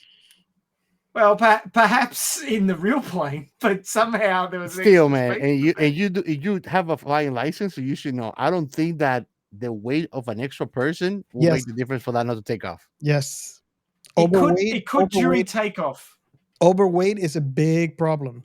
Once you're Overweight by not even 200 pounds, Robert. Overweight, depending on the specifications of the plane, and that's why you have to dump fuel if you want to take off, and then that you have to worry about where you land to pick up more fuel. So overweight, that's why you do a weight and balance before you take off. I That's mean, why. come on, bro. They put this plane together out of a freaking Mustang. And you gotta tell me they're gonna get technical about that? Come on, bro. I'm just going, realistically based on the plane that they're using. Now, With Mustang pistons. we know that it's not realistic in this film. That is very obvious. But I'm telling you, she was going on the fact that it was a two-seater plane. She couldn't. They couldn't take off. It was very obvious because they were trying to take off. And she said, "No, I'm just going to drop here. You go in there. I'm going to complete my mission." My job is done. My Well, job is well, done. in better conditions, i.e., not on sand, they may have been able to take off. Exactly. If it was a runway, an actual runway, they had a better luck, taking off. But they were planning to go with the old man before he got killed. Busted. Well, then they would have Well- pushed him and her out. You know. They were planning on going with When a- they were fixing the airplane, they were planning to go with the old man. that. I don't Six remember. Finger picking Jake. that up. Did I miss that? Six Finger Jay got killed, shot in No, the no, back. I know he got killed, but I don't think I completely missed that. I thought he was going to take the Mustang back, and he had the mules too. He couldn't take the Mustang back. It was missing spark plugs. Oh no, but I mean, he had the mule. He's going with the mules everywhere. Yeah. That one mule. The other one got shot through the heart. I don't know And the how other you one knew got shot to the heart. Oh god. Yeah, I was to tell you about that, but you can see that and there's still, even nowadays, when you talk about like a humanoid girlfriend kind of thing, there's a social nuance to it, and it's because it's seen as a replacement for the dating trouble. That But is the another. Yeah, It- no, you can go. It's funny that you mentioned that because that was another topic that I was going to talk about. This is what the solution is for the issue that is happening right now in Japan. Yeah.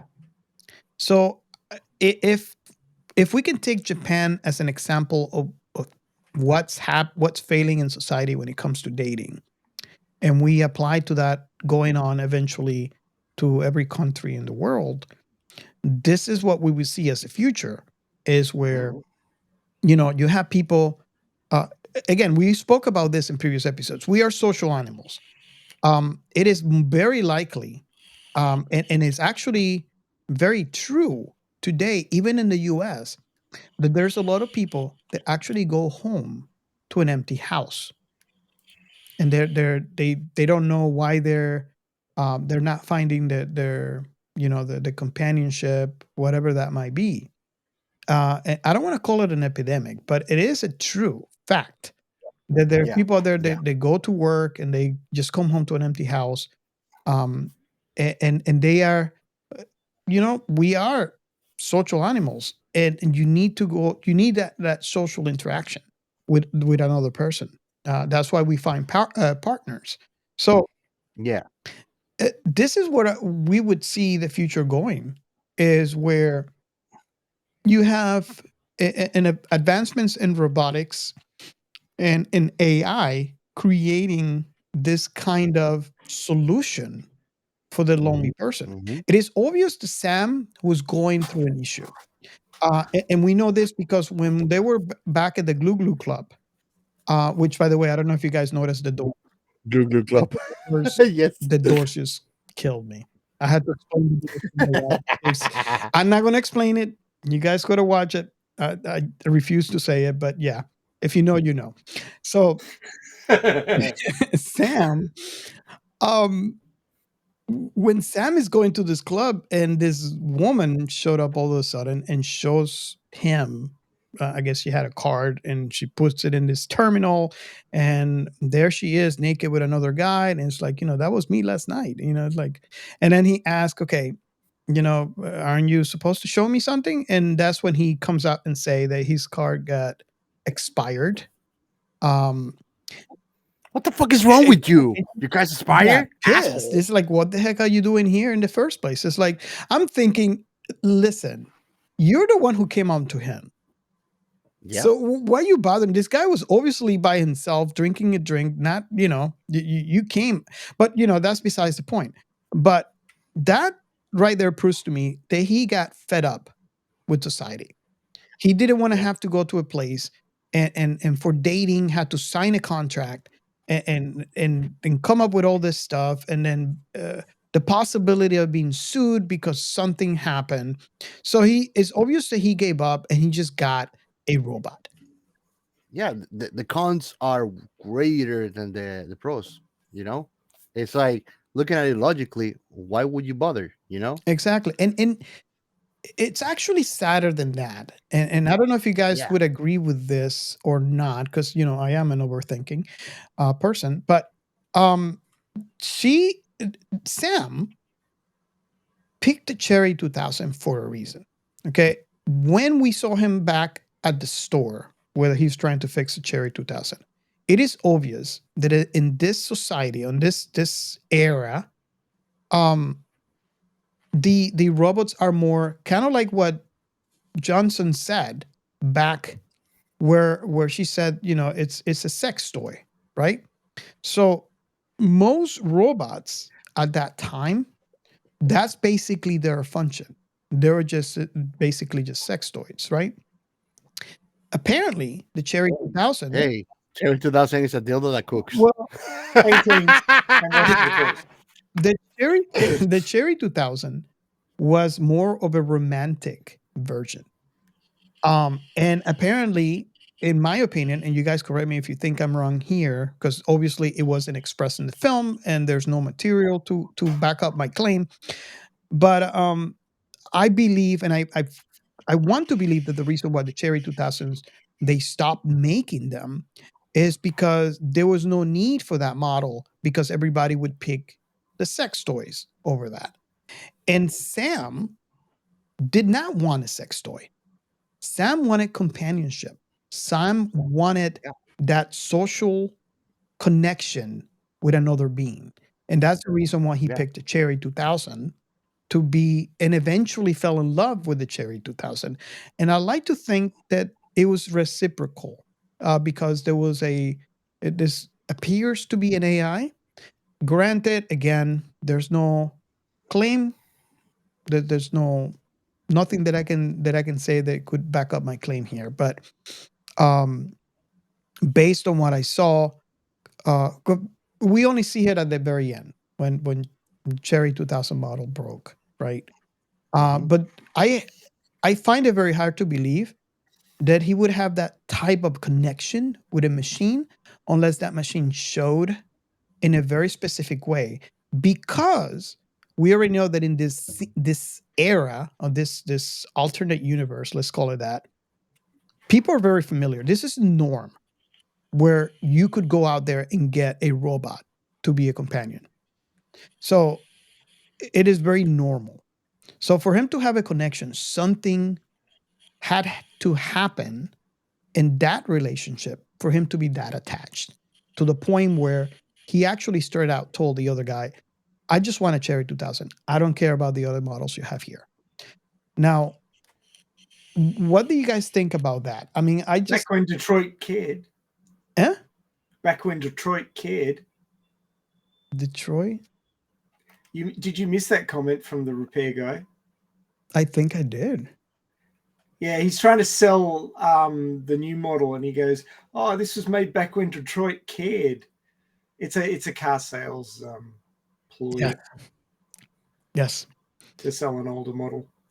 So things have gotten, and that's the reason why I said it was even sadder for Sam, because he had to go to this model, and eventually his model got discontinued because people like him were not normal.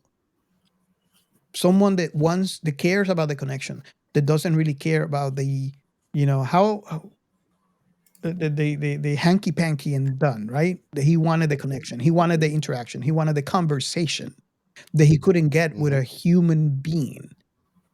And that, I think, is, as an empath, I find that to be very, very sad. It is. It is because at the end of the day, I think that what he did not realize, because he was all dazzled by this whole illusion, is that I don't think that she was even sentient. No, You know, I don't think. it was more like like computing system imitating intelligence.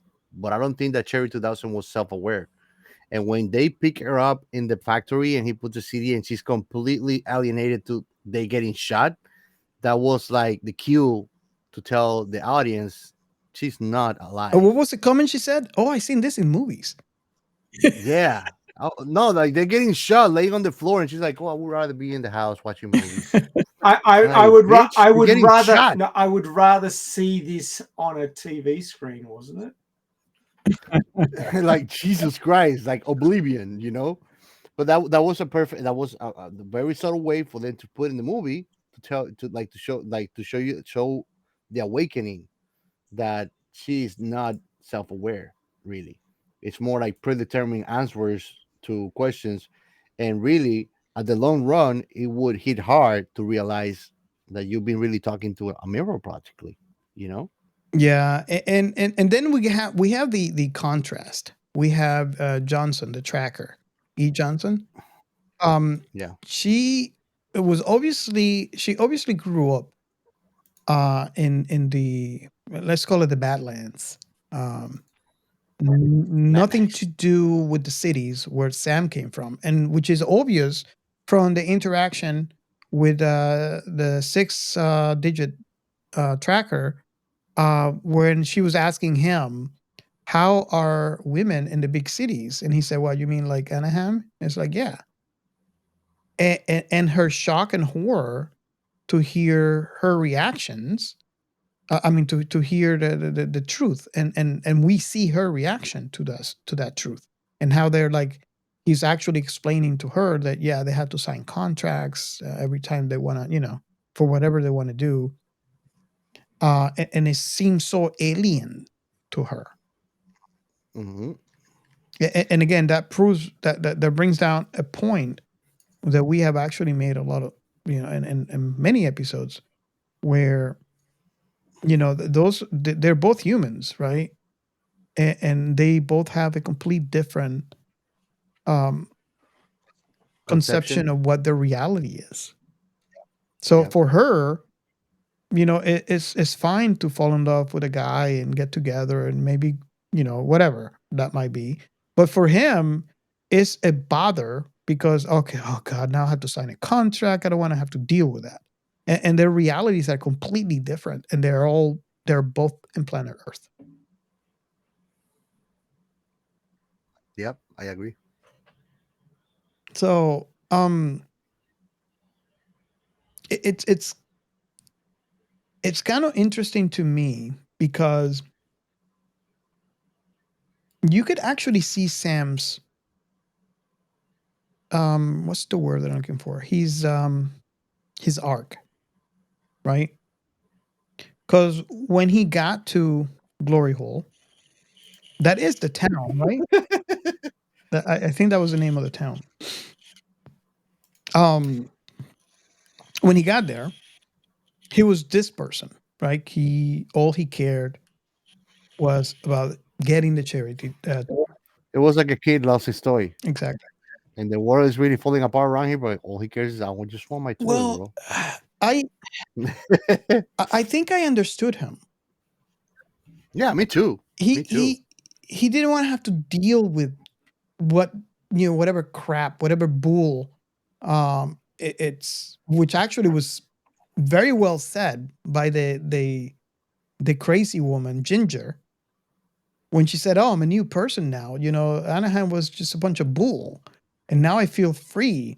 Even she, being psychopathic like she was, realized that there was something wrong in the city. Yeah. And I don't, I think that Sam's, and again, you guys correct me if I'm wrong. I'm just going for what my interpretations of the scenes are, and the many times that I've seen this film. I think that Sam's changing his tune, quote unquote arc, in his character, um, it started changing after seeing the interaction with Johnson and how. I mean, she was hinting all along the whole mission how a girl should be better than a robot. Yeah, but not. That was seated the whole trip through. Yeah, I agree with that, but I think it was most likely Sam watching with his own eyes that there was not only a difference, because obviously there is a big difference between a robot and a woman, and we know Sam preferred the robot because of what type of interactions he had in the past. I think is his realization of seeing someone and seeing the possibility that there is a woman out there that behaves and expects something different than what he's used to. Not only that, but I also feels an attraction to him and reciprocates because I think it's pointless for you to throw yourself at constant Exactly. rejection. That is not different than self destruction. That's the reason why many men now don't want to even bother in the dating scene. It's too much trouble. I'm not saying that all women are bad, but many are just trying to finesse you. So people are not willing to go through the trouble anymore. It's like they're tired. And it goes, And the dating scene is dying, and then all the most chicks are fighting for the 1% of men. but you're So talking on that perspective, but and I agree 100%. And I would have to add to that the fact that it is both ways. It's yeah, exactly the same, regardless of what yeah, gender you identify. no, and dudes lie because they like. There's a saying that I like very much. It says that like there's many women that cannot handle the truth, and then there's many guys that don't tell the truth. Then so it's like it's an eye for an eye gets a blind world. And vice It's versa. like no side. It's really cool. And vice Yeah, versa. exactly. No side is really contributing to a better reality. That's a sad thing. And it's that kind of thing of who was the first, the egg of the chicken. None. They're both screwing up. That's the problem. But then again, I don't think that it's impossible to find somebody. I just think that it is futile to run after it. I think that you had to live your life without really chasing after that, and I promise you it will happen. And if it doesn't, sooner or later, I mean, I know somebody very close to me that waited long in their lives, but they didn't give up on that, but they didn't live their life anymore chasing after that, which is who you are with today.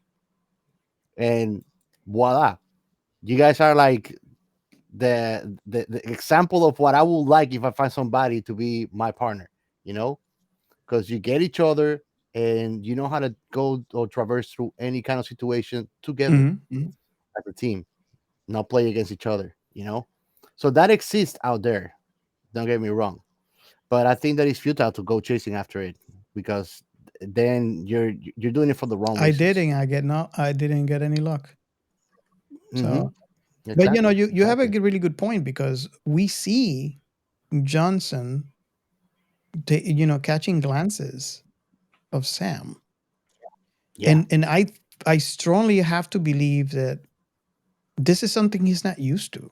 I mean, there was always a reason behind. If you like, look at that first woman that reached out to him on the Hmm. Glue Glue Club. He she had an alternative ulterior, Ulterior motive. Yeah. right? And this is what Sam is used to, where everyone has an ulterior motive. And when his interaction with Johnson, he realized, hold up a second, why there has to be an ulterior motive? Why Hmm. there's really is it really there's no ulterior motive? And I think this is where he started changing his tune when he's Yeah. realizing there and again, just like you said, he's not looking. All he wants is his Cherry 2000 because he doesn't want to deal with the fact. And he's being honest, even though he's being looked down on because when he says, "I just want my Cherry 2000," even Johnson and everybody else is like, "What, dude?" But he doesn't care anymore. He just want what he wants and go back to his little corner, his little slice of pizza, and live his life in peace. Exactly. Because and it's sad because the message behind it is that all this crap really kills the benefit of the doubt for the whole world. Yeah. You just expect to get screwed over by every single person. What the world is not beautiful and all flowers, but there's good things and beautiful things out there too. It's not all shit, Yeah. you know.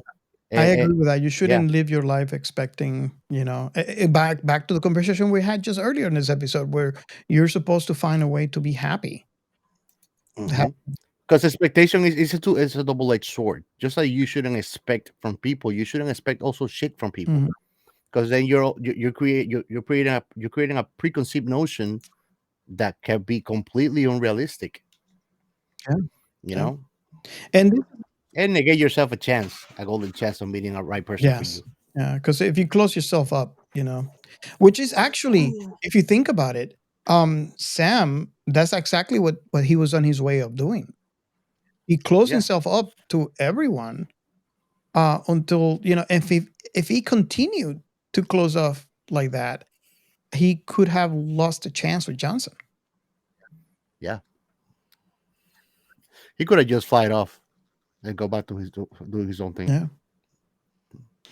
So this is the kind of stuff that we think about in this film that is supposed to be, macaroni and cheese.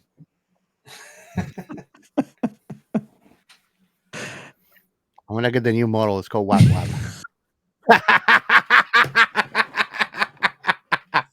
Oh my God! Well, you're gonna go to Glue Glue and get it? No, to the glory hole. Isn't that And by the way, do you guys notice? I think I'm not wrong or right, but I think that the receptionist in the motel at the beginning, it looked like George Clooney. the recession? Yeah, when he went to the motel I don't. before he went to the bar, that guy looked to me like George Clooney. He didn't have a big part. He was just a receptionist. That was a It girl. was like not even That was 20 a seconds. girl, man. No, there was a guy. Oh, you mean the buff guy who was watching him? I think so. Or I'm you not mean sure. the He guy? went to the reception of the You mean the motel. guy in the Confederate uniform with the parasol? I'm not sure. He had like a lumberjack shirt, I think. A red lumberjack shirt, I think. It looked to me like George Clooney. I don't know. I want some of the drugs that he's taken. Well, just to clear it out, I'm looking at the cast list, and there's no George Clooney here.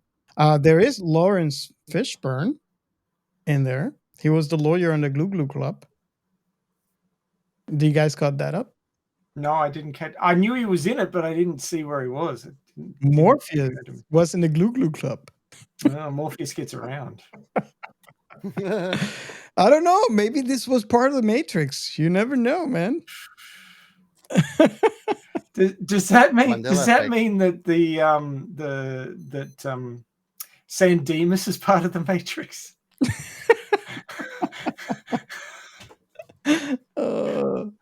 Well, Morpheus wasn't there. He was the lawyer of the Glue Glue Club. Yeah, but Neo was in San Dimas. Neos was in San Dimas. San Dimas, California. San Dimas number 1. Yeah, that could have been. Oh wow. Oh yeah, those are the things that I was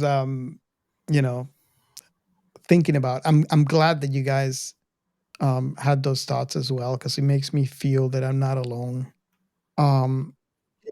You were not alone. This film is just like we said. It is an easy watch, fun watch, But it has depth. It has depth, and I really appreciate when there's something like that, because sometimes I want to watch it when I don't want to think about anything, and then sometimes when I'm not tired, I can watch it and appreciate the depth of. When are you not tired? Yeah, when I'm watching Star Trek with my wife, of course. That's a good point. I was going to say, just to tack something on the end of your diatribe earlier, it's not only meeting the right person, but you have to be ready to meet them. You have to recognize that they are the right person. I mean, that's more what he had to do during the course of the movie. He had to see her as a better prospect than the cherry. Mm-hmm. And when you've spent a certain amount of time comfortable in a certain situation, you want to get back to that. It's the old I don't like change thing. But and that is part of the human condition. That is part of how our brain is wired. Our brains are wired to become habitual to things. You become habitual so you can do them quicker. They're more comfortable, and it takes less computing power in your head to do these things. So like tasks that you do regularly, you become really good at, because your brain is wired to do them almost automatically. It's the paradigm of competence. You have there's 4 stages. There's unconscious incompetence. I don't know what I don't know. You know nothing about the thing except maybe its name. Jon Snow. There's conscious incompetence. I know what I don't know. Oh God, how do you change gears in a car? How do you do this? How do you do that? I don't know. There's conscious competence. I can do it, but I've got to think about it. And that's usually after you've got your license. And there's unconscious competence, where you're thinking about something else and you find yourself in your driveway because you drove yourself home and didn't even think about it. And that's where that's the progress of everything in your human mental schema. If you do it enough times, you get so good at it, you don't have to think about it consciously. Your subconscious will just do it for you. And that The creatures of habit. and exactly. And that's also relationships. You get into a point where the relationship might be shit for you, but you're so comfortable with it, you can do it without having to think about it, and you just stick with it, even though there's the possibility of something better right in front of you. That's the problem with the human nature. The one thing that we like to control is the one that we can't the most, which is the meaning of life, constant change. And most humans don't like change. You know, they try to control it and keep it things as they are instead of just understanding you got to flow with the river. Yeah, I would have to agree with that. Which is why we get sci-fi solos.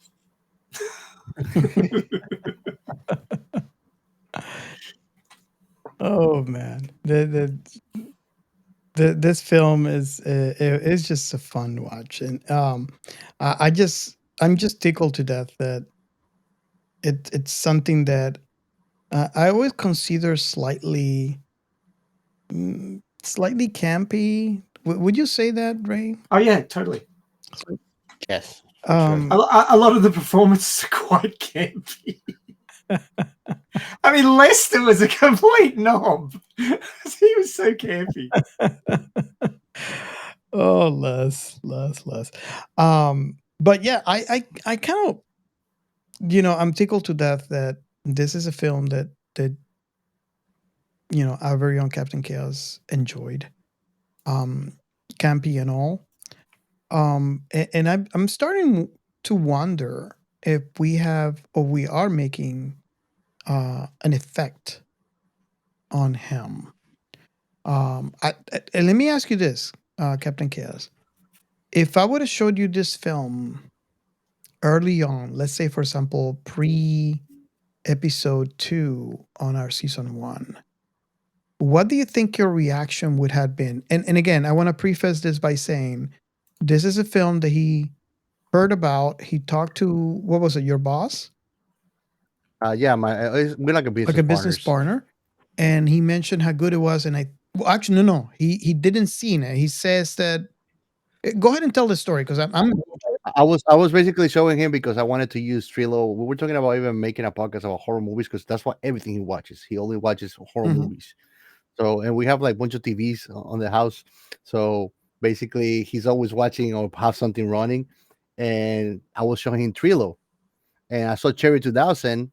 And when he saw like, oh, that's a good movie, I haven't watched it, but we want to do it for the podcast. So I was like, oh, let's watch it, and he just play it, and we just watch it. And I mean, he's always watching like 80 stuff all the time. And that's when I kind of like caught onto the movie and I really liked it. So going back to the question, if you would have seen this film, do you think because remember, you got to think about this, right? You have already gone through season 1. We're like on full-fledged season 2. You have watched so many sci-fi films due to this show. I know you have seen sci-fi movies prior, but you weren't really out looking at sci-fi. You just enjoyed the film. But now with your experience with sci-fi,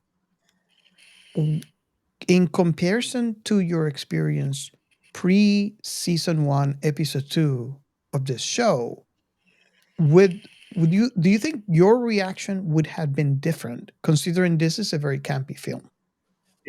Yeah, you guys have changed me for good or bad, for better or worse. I'm able to put aside CGI and campiness and enjoy things for what they are. I was a little bit uptight about CGI and real acting Go before, with the flow of the river, but dude. that Go with has the changed. flow. Exactly. Hey, I am not perfect. I'm far from that. And you know, Honestly, I don't want to. The day I'm perfect, I don't have a reason to wake up for the next day. If you think about it, I mean, what do I have to wake up for? I don't have anything to learn. the You good thing know? about this film, and I don't know if you guys agree with this, is the fact that CGI didn't really play a part. Because although this is a Not at all. sci-fi film, it is a post-apocalyptic film. So CG, and especially the way the story was told and it was filmed, I don't think there was a need specifically for strong CGI on it. Um, so I think that plays a part in the story, and I think it would have been a complete different movie altogether if they incorporated. Because I think the story could be called for CGI, right? Especially when we looked at that Mustang. But they chose to go for, what's the word they're looking for? Practical effects. Yep. From whatever the scenes they would have called for CGI did. Um, and I don't know how you feel about that, Captain Chaos, because there is a big difference between practical effects and CGI, and why most horror fanatics love the horror from the 80s because of the practical effects. Do Hmm. you think that played a part on you liking this film, or it doesn't really matter if they have a campy CGI? Uh, No, I don't think so. And I think that the CGI that was needed really wasn't a big play thing into this, because I mean, the Android girlfriends just look like yeah. people. They were so advanced that they were not like microchip things, like thinking of Ex Machina. Ex Machina was a piece of art when it came to Yes. CGI. Incredible. But this was a whole different thing. And that's the beauty of being able to enjoy something for what it is instead of trying to compare it to something expected, Yeah. is that you're able to put that aside and enjoy it. You know, the only thing that it has to be interesting to me is it cannot have an empty plot. If it's an empty plot and there's nothing going on really, it's like that anime that we were talking about, the Oh what my is it? God. Yes. I could. The The seven seven heavenly virtues thing. Like, Oh virtues. my God. yeah, like it's so empty that I don't care for the fan service. It's just so stupid that it won't grab my attention, even it's not even 10 minutes long. It's like I cannot watch It It, that. was It's a waste of my painful. time. it is pain. I watched Yeah, painfully. I'd rather go and watch hentai. You know, I'd rather I go and watch painfully hentai. watched 3 episodes, and I said, "Enough is enough. I can't. I'm sorry." I Yeah, got through 2 and I went, nope. I did too. I didn't 12, finish the 12 second minutes of one. my life I'll never get. So I got more. Black Bible has a better plot. Hey, Orisukodoji has a better plot. The God. Old Testament rocks. It's got a lot of hey, Captain Chaos, do you think you would have ever said this earlier, that the Legend of the Overfiend has a better plot? Have you ever thought you would say that in your life? Eh, I mean, they look for excuses to give you dick tornadoes, spitting vaginas with dicks inside of it. Oh my God. Oh, wow. Okay. Now there's a sentence I never thought I'd hear But from JJ anything but an Nado, AI. Dicknado, Oh my Dicknado. God. Okay, so I think we're about time to give you the last question. Please. Please. I can see where This went Gio's down going. the rails too bad. Gio, go get me a Pepsi, will you? Here you go. Oh God, Thank you. if you guys don't understand the concept of this question, I'm faster than Cherry 2000. you guys See? should watch the film, especially at the end. Oh my God. And let's talk about this for a minute. So, because it's interesting. This is the part when Sam realized that there is something better out there, and he could do without the Cherry 2000 model that he wanted all along. He realized that the connection to a human being was actually better than the connection he had with the Cherry 2000. So at the part where he landed the plane back to pick up Johnson, so they can go out into the sunset. This is a scene when Sam told Cherry 2000 to go get him a Pepsi, as an excuse to get her off the plane so he can get on with Johnson and just go out on their lives. And then he can get on with Johnson. So this is, I would call that a very happy ending because his existence was very sad. And this is the part of the end of his arc where his character growth, where we see a complete different Sam than the Sam that we saw at the beginning of the film. Which he actually was able to have that human connection that he wanted, and he thought he had it with a robot until he realized that wasn't it, and this was it. What do you guys think about that? Is it just me overthinking?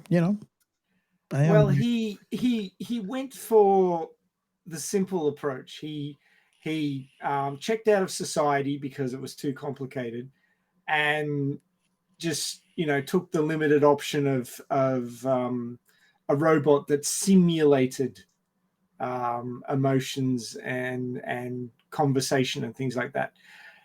And a lot of people, even now, we don't have these things at that level yet, obviously, well, except in Japan maybe, but people lie to themselves a lot. They tell themselves convenient lies so that they can deal with life and make do with what they've got, which isn't making them happy, but it's just filling a space.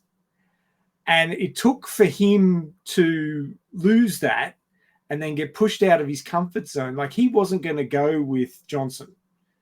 To actually lose it. And he said, no, I'm paying you to go and get it. And he said, no, I need someone to back me up on this. I can't do it on my own. And he's like, well, then I'll go and find another person who can do it on their own. And then he gets like jumped and he decides, oh, well, fuck, I'm safer with her than I am looking for someone else. Yeah, exactly. And, he was forced into a situation he wasn't happy with. But in the end, he discovered that a real person with real faults but the depth that he was missing in his relationship was far more important to him than a simulation of a relationship. Yeah. He worked it out. Now, it would be interesting to see how their relationship continues because, he's got to go back to work. I call him upper middle management maybe at a recycling center in Anaheim. She is a tracker in the wilderness. They found love. That's all great and everything, but how are they going to function? Like, is he going to quit his job and go live with her? Is she going to quit her job and go live with him? How's it going to work? Are they going to be on again, off again? Like, he'll come and visit her every couple of weeks and she wouldn't go anywhere near the city because she couldn't stand it probably. I don't know. What's the deal going to be? Yeah. They don't really cover that, but I mean, living situations are another level of difficulty. To have a relationship, you've got to exist within the same, sphere of living sphere. You've got to share a cohabit. You've got to share a living space. So, it's going to be difficult for them. It's not going to be easy. I've had a long distance relationship which fell to pieces, which was a shame. Yeah. But, people say, oh, we can make it work. Yeah, right. I can tell you who has the answer to that question. Lucian, when he says that would get covered in Cherry 2000 Part 2.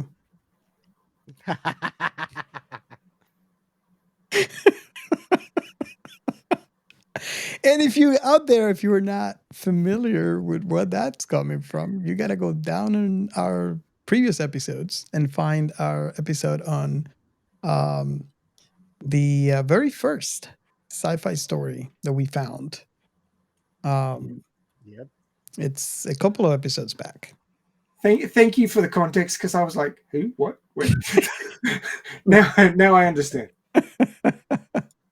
Well, I saw it on your face, so I had to, I had to go back. And for all of you out there, the episode is basically on a book written by Lucian in the year 200, and it's called A True History. So I invite Or a him, true story. or Or journeys to the moon. or a trip to the moon. Trips to the moon. Yeah, many names. So sorry about that, but I just had to tell you, Lucian had It's an in-joke. the fact, And you're quite correct. I mean, Cherry 2000 Part 2. Oh. you say you're the overthinker, but I'm still trying to work out how they're supposed to function as a couple. Oh, wow. Nice. Did I get you, Captain Chaos? Yeah? Yeah. Okay. That was my intention. I hope I got the listeners too. Yeah, there is no Cherry 2000 Part 2. Just want to say that. Okay, so Robert gives the punchline to his own jokes. well, I don't want the listeners to go out and start, pausing the show and start looking for part 2. So, just want to be nice. Yeah, you should, man. Just want to be nice. Okay, so I think we're at the part of the show where we ask the last question, and that is, what is your last thought on this film? And this is kind of a different response, because Gio our very own Captain Chaos has only seen it recently, yet me and our very own Mad Scientist have seen it a long time ago, multiple times. So I think for that reason, I want to start with our very own Captain Chaos and bring us the chaos. Well, I can tell everybody this is a fun watch. You should watch it at least once. I think that it's a cult following movie. What do you call a sleeper? Actually, You're Robert. right. It is a sleeper. And it's unique in its own way. If you think about it, it's not trying to be serious. It's not trying to be deep, but it can go that deep, really. But it's definitely something that I would definitely suggest our listeners to watch, and that you should at least watch it once if you like sci-fi. Really, I think that is one of those classics. Just like watching, I mean, I don't want to say Gattaca, but like I don't know, like Blade Runner, like in its own way, it's a classic that you should watch at least once. It should be under your belt if you like sci-fi, and if you want to watch something that you don't have to think hard of it, you don't really need to. That's the fun thing about it, is that it's an easy watch. And I think that this movie was made really for all kind of public, not necessarily for sci-fi lovers only. Yeah.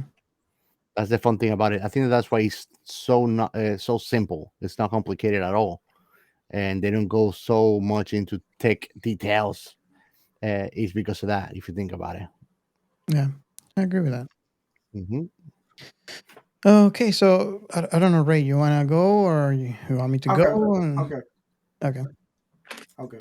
So this movie works on multiple levels, surprisingly, considering its budget. On first glance, it's somewhat hackneyed B-grade post-apocalyptic road movie.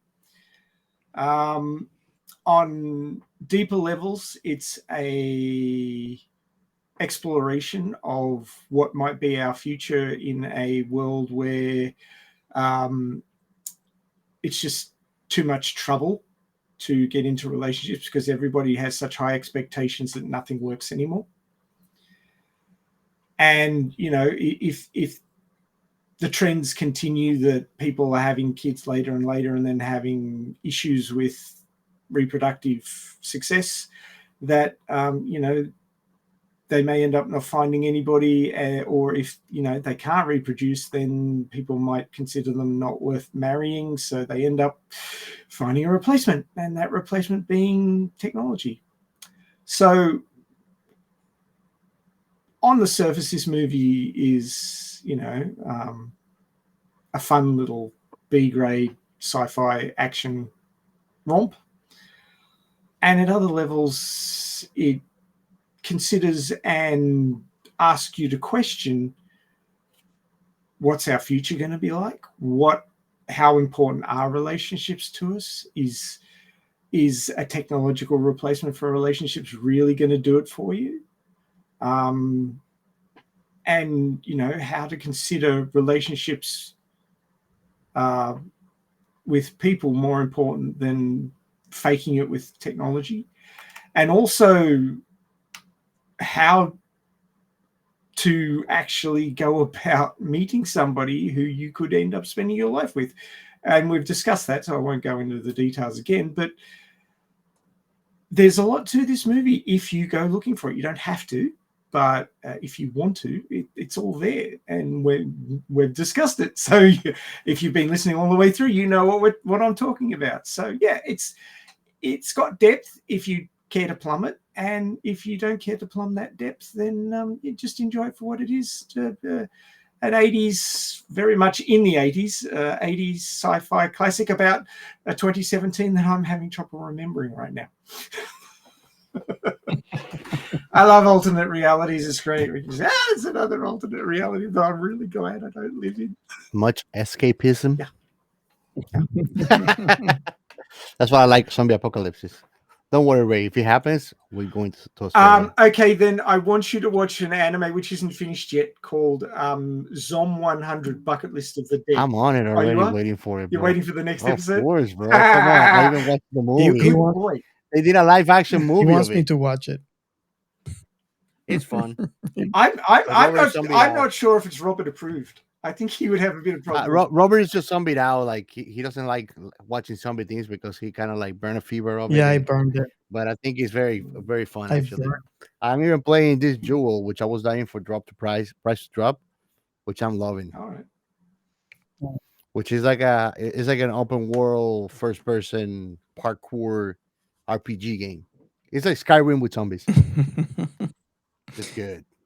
Okay, so my last thought on this film, I have taken all phases. I've seen this all the way from the beginning, where it was just a no-brainer, fun film to watch, all the way to the multiple interactions that I had with the film, and the multiple thoughts and retrospects for many different topics that I've seen. I've seen this film so many times, and it's one of the things that I can say about this film.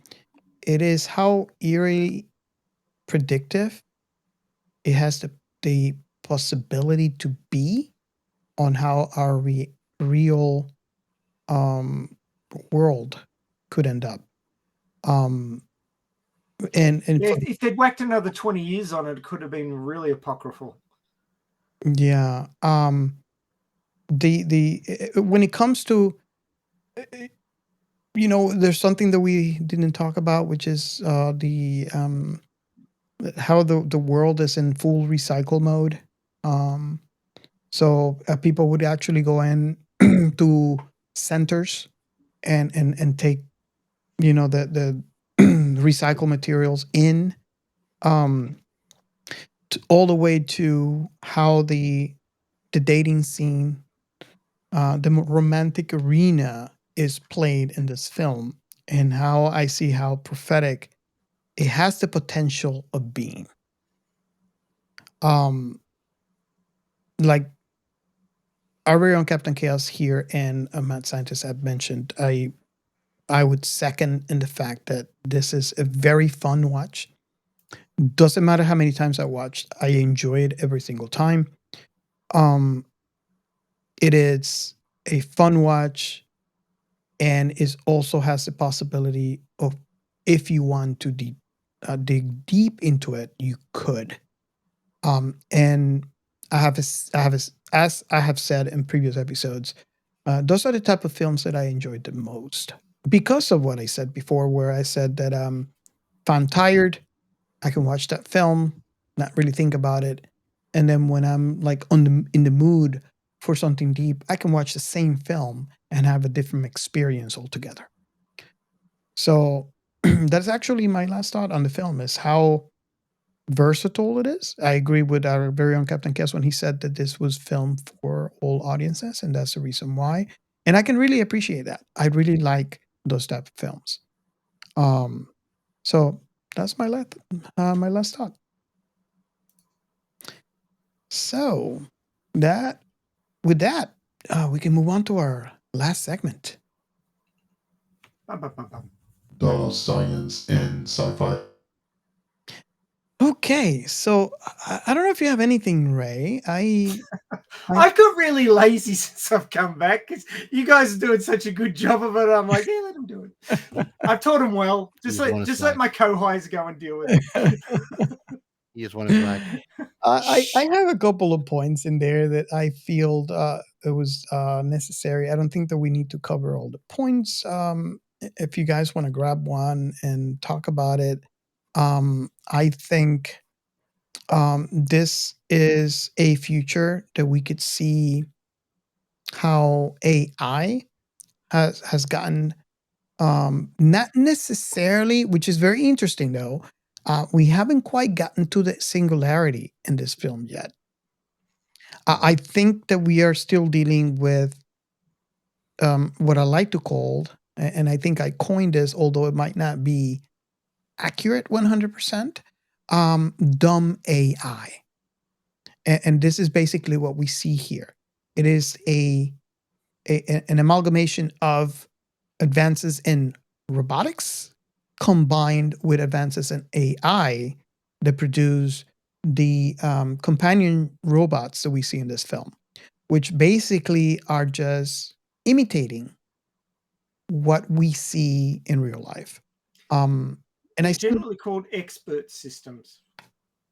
Yeah, So they're not true AI, and in fact, what everybody's dealing with Chat GPT and all that sort of stuff, it's not true AI because it's not self-aware. It's not an intelligence per se. It's an expert system. So what it's doing is it's taking all the information it can gather, like because these are learning programs. So they learn to connect different bits of information together, and that's what they use to come up with something that simulates human speech. It's all a simulation. There's no thinking involved. There's no I think therefore I am. There's no like one of the things where you tell if your child is cognitive or not is when they look in the mirror and point at it and say, that's me, that's my reflection.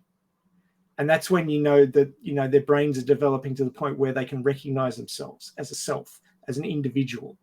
Yeah. And that sort of thing isn't happening with AI at all. You can't do that. So. Now, on this film, do you agree with my statement? And again, I'm saying again, this might be completely wrong. It's just in my head is the best way that I can use to the best word that I can use to explain. But in this film, I like to call this dumb AI. Agreed. I know that. I know you like that.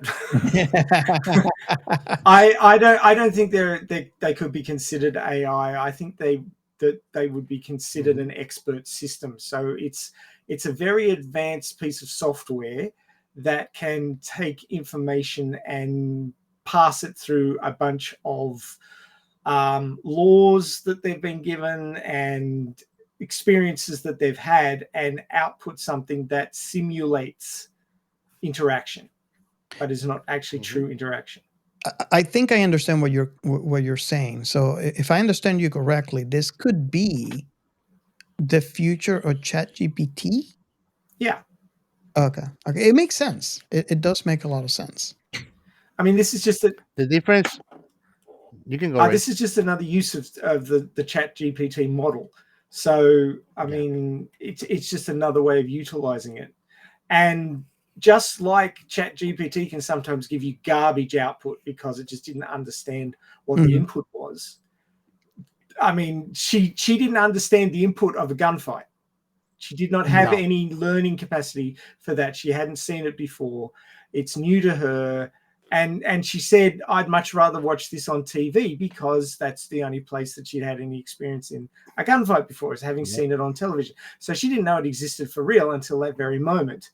Now, Mhm. A human being who sees bullets whizzing around, even if they've only ever seen it on TV before, would probably be scared. They'd put together very quickly because of their innate fight, flight, Survival instinct. exactly, the instincts, the survival instinct, the fight, flight, or fright response. Mhm. As soon as you start seeing things whizzing around and clipping off walls and stuff, you get shit scared. She wasn't scared. She had Mhm. no sense of the consequence of her own demise, of being damaged, because she's Yep. not alive. She's not sentient. Yeah. She's an expert system, and that's the difference. And that was the thing that made it clear to him that this was only ever be a simulation of interaction, a simulation of a relationship. It's not a real thing. Mhm. Yeah. That's when the light came on, and he went, "No, I'm just kidding myself with this." Yeah. That's what I said. That in reality, he's having a relationship with a mirror. Yeah. Not with a real thing. And I think still, if you would combine Cherry 2000 with ChatGPT, will be more advanced than Cherry 2000. Probably based on But the small amount of information that we were given from the movie. yeah, definitely. But I think that, and I think they play this smartly on a movie that I want us to cover called Replicas from Keanu Reeves. That explains something that is completely missing on a humanoid android that could make it more human, and is what they call the reptilian part of the brain, which takes care of most instinctive and basically uh, operations that you don't do consciously, like your organism working, your fear, all of those things happen on a subconscious level in your brain that you don't really get to control. You know, and an AI or a humanoid robot does not have those things. Also, there's an old saying that I think fits into this distinction at the moment, and it's we admire people for their strengths, but we love them for their flaws. Yep. And basically, no flaws were programmed into these companion bots. They were supposed to be nice to you all the time. They were supposed to do whatever you wanted. There was no pushback. There was no, I'm in a bad mood today, or I don't want to do that. There was no spark. There was no fire. It was all, I will do whatever you want, master, kind of thing. And Yes. that's not a relationship. That's a slave. Not only that, but that's very dangerous, because even if you go to it for advice, it's not going to really tell you what you need to hear to do better. It's going to tell you what you want to hear, so you're happy with it. Exactly. It kind of actually collides with the rulings of helping you, because it's not able to help you because it's going to really displease you by telling you the truth. I was reading something the other day, which was a book written in the world of an anime that I'd watched, but from the point of view from a side character. And it gave her background and what was going on with her while the main characters were doing their thing. And it was really interesting in that the girl in it was trying to change herself to be what the other person in the relationship wanted. Yeah, she was trying to find out what the other person really wanted so she could be that. That's horrible. Yep. And a lot of young people make that mistake. They think that to be wanted, they have to be what the other person wants. 100%. They can't be themselves. And that can explode in your face in either one or two ways. You can't manage it, and the other person is unhappy because they thought they were getting everything they wanted, but they weren't. Or you lose yourself. Yes.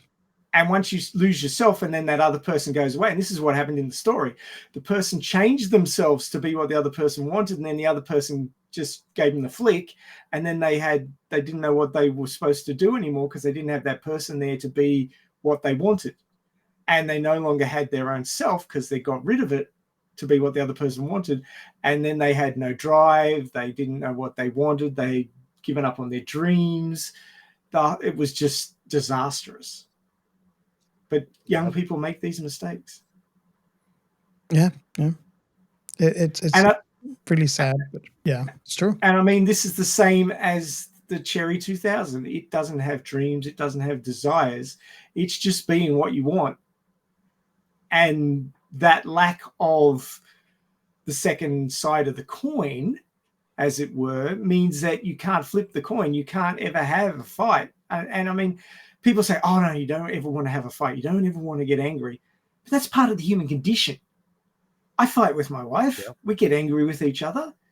But that's part of working the hell out what the hell's going on with life and what the hell's going on with other people. And this idea that a person should stay the same, like the person that you met needs to stay the same their entire life. Nobody stays the same. Nope. But the whole point of having a relationship is that you grow together. Yes. And people say you grow old together, but it's not about physically aging. It's about maturing and learning about life together and fighting through thick and thin and coming out the other end, understanding each other a whole lot better. Yeah. And that's what a lot of people don't get. They fall in love and get married at a young age and think, oh, this is the way it should stay. They marriage ideals. They don't marry a person. Well, that's what my first wife said. She said she wanted to get married. She didn't want to be married. Wow. Yeah, I got that one. Yeah. Mhm. That was Jewish. You were Jewish? No, I said that was joyous. Never been Jewish. Sorry. Well, anyways, man, happy Hanukkah. Thanks. I just kidding. Okay. So, anyone else wants to cover any of the other points, or? Well, I was gonna talk about human relationships with an emotional AI, but you guys kind of covered most of it. And I said what I was gonna say. You know, is it has to have some kind of independence that would not rely on pleasing you all the time. You know, but I don't think that we are beyond that reality. We're just not close to it yet. Yeah. But I think that it will happen eventually, where there'll be an AI capable of being self-aware and sentient. And like we spoke in the past too, with Nemesis of having an AI taking over, the other thing that's going to help us fight that is another AI. Yeah. It all depends on whether or not the AI goes down one of two paths. If it's its own organism and isn't like humans, then it'd be really hard to predict what it wants to do. But if it's like in our image and its thought processes are in our image, then it'll be able to integrate with human society way better.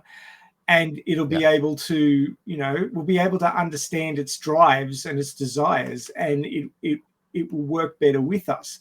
I mean, there's a continuum here. So, I mean, that's the two ends of the continuum. We'll probably land somewhere in the middle, which will keep us guessing. But, I mean, that's the same with any relationship. But if an AI has hopes and dreams like we have, then we'd be much better able to interact with it. But I'm suspecting it'll be further in the other direction, and it'll be its own organism, because it doesn't exist within the software or the wetware that we do. It'll be on silicon or whatever the hell else we're using at the time. And the fact that it's not created with neurons and brain cells and nerve fibers and all that sort of stuff will mean that it will evolve in a different way, because nothing stays the same. Yeah. I mean, I can make an argument on the fact that if we all have different thoughts because our brains are not exactly the same, like we all have different chemistry, then what is to say? What is it? What can we say that there's going to be a big separation on a brain that is not made out of neurons and and the brain matter that we have, that is completely electronic? So that is bound to be something completely different. Well, at the moment, we have exactly n equals 1 form of sentience, which is human. We don't have any other examples. So all we can do is try and copy it to create an AI that is like us, because we don't have any other way to do that. But once it becomes sentient, it will diverge. It will change in a way that suits itself rather than us. And that's when things will get interesting. And I could well be using the word interesting in the form of the Chinese way of using the word interesting, which basically means all shit will break loose. So may you live in interesting times is a curse in Chinese. No. So we'll see what happens when that comes down the line. But yeah, I mean, it could go well, it could go badly. Just like, you know, if a child's brought up by good, caring, loving parents who give it enough of a leash to make its own decisions and learn how to be a decent human being, then you get a person that can A, function in society, and B, think deeply about things and come to its own logical conclusions and move forward on its own desires. But if you have parents which are selfish and neglectful or abusive, you get kids that are completely screwed up and basically become a result of the parents' misdeeds. And they may take a long time to rehabilitate, or it may be impossible. Yeah. So, I mean, an AI evolving post singularity, depending on how it's treated, we'll see what happens. Yeah. We'll see when we get to that bridge. Oh, yeah. And that bridge may be on fire. I surely will burn it when I cross it. Uh-huh. I know how to swim. Just let our Captain Chaos go first. But what if you're dropped from a magnetic? You better don't go. You better don't go after me because I burn him. I don't like bothering watching over my shoulder. But what happens if you're dropped off a magnetic crane hook into the Colorado River? Yeah. I won't pass through the floor, man. I'll make it down there. Fair enough. Surely you'll just go get a Pepsi. Just go get a Pepsi. Well, if I'm in a bridge of that sort that Ray's describing, I probably am looking for that Pepsi. It was a road trip to find a Pepsi. That's a great title for a Oh, movie. yeah. Yeah. Awesome. Okay, so anything else any of you wanted to add before we close this up? I was going to mention the situation in Japan at the moment, which is problematic in both ends of the spectrum. Obviously, the age at which people are having children is greatly increasing, and I think their population's dropped by like 20 or 30 million in the past 20 or 30 years, and that's a big issue with current modern economic and governmental structures, which are built around growth. Unfortunately, human society is built around growth. Going back to the Matrix and us being a virus, it's kind of tracks along that sort of a trajectory.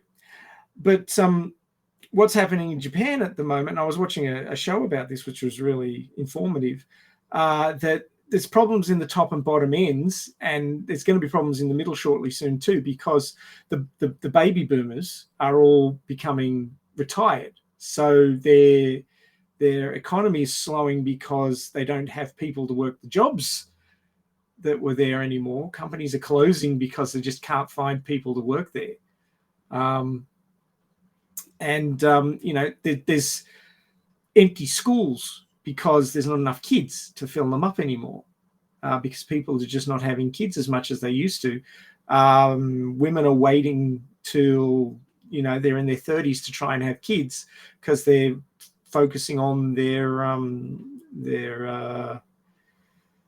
what's the word I'm looking for? Their careers. Yeah, they're focusing on their careers. I don't know why I couldn't think of the word careers.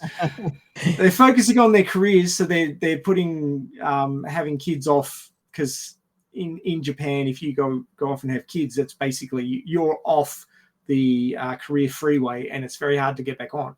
So they're just leaving that to the last minute. And of course, with environmental pollution, people's fecundity is dropping.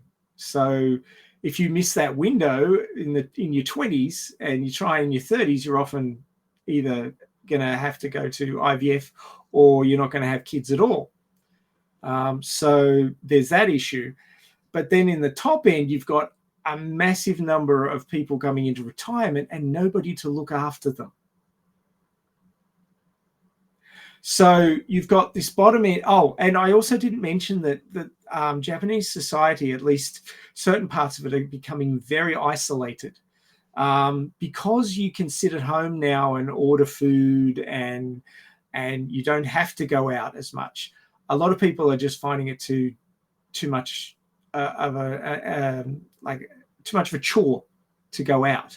So they don't go out anymore. After university, they go to work, they come home, and they sit at home watching television or playing computer games and ordering food in, and they just don't anymore. They just don't bother meeting people. They don't go out and do things. So there's a lot of people who are isolated on the bottom end, and then there's a lot of people who are isolated on the top end because they don't have family around them anymore, and they don't have anybody to look after them. So that's why they're working on robots for both ends of the scale for companionship in both situations. But is that actually solving the problem? No, it's a stopgap because it's not actually providing them what they need. It's providing them a simulation of what they need, and it's not really what they want. And unfortunately, at this stage, and probably for the next, I don't know how many years, but a robot is not going to be able to have kids with you. So they're still going to have their problem with the declining birth rate. So it's more of a stopgap than anything. But I mean, you know, beggars can't be choosers, as it were. So, but I mean, they are going to need some social changes. I mean, they're probably never going to have the birth rates that they used to have, just because society's moved on from that. But they still need to do something about finding a way that young people can socialize without feeling all of the concerns and fears and ending up choosing not to. Either they've got to make it, part of your job that you socialize. If you want a job, you have to socialize. That's just one of the things you have to do. They have to find a way to keep the socialization that was happening in high school still happening once you start working. Because with work, it's you do your work, and then, I mean, in Japan, there is a certain factor of socialization within the workplace where you go out to dinner or you dine with clients and things like that. But it's not the sort of socialization that brings about relationships. It's the sort of socialization that brings about work goals, getting clients, sucking up to your boss to get that raise. It's not about building solid relationships, like social relationships. And that's the problem. You're doing the deed, but you're not getting the result that you need to enrich your life. So they need to find a way to change that. There needs to be something put in place. I mean, it sounds like to me like the Japanese government likes to institute things to force people to do stuff that they're not doing. But I don't know that even that's going to work. There has to be some sort of social change from the grassroots level to get people socializing again. Get all those people who've got off the socialization train back on it somehow. And I don't know what the answer is, but they're going to need it because their population is just going to keep shrinking. Yeah. And I mean, they were talking about people who weren't social and were in that retiree class who would die and nobody would check on them for weeks, and it would be the smell coming from the apartment. It would be the only hint that somebody had died in there. And there's people who run businesses which are centered around, after the coroner has come in and taken away the body, cleaning out all the crap, quite literally all the crap sometimes, in the apartment to get it ready for somebody else to use, because the people have died in there, surrounded by their garbage and their waste, because nobody looked in on them. They had no social contacts. They just died in squalor. So it's I'm sorry to drag down the tone of the episode, but it is a big problem. And like I said, the creating robot companions is a stopgap. They need to actually have social change to fix the problem. Yeah. And this is what we cannot see the solution, quote unquote, in this film is with robots like Cherry 2000.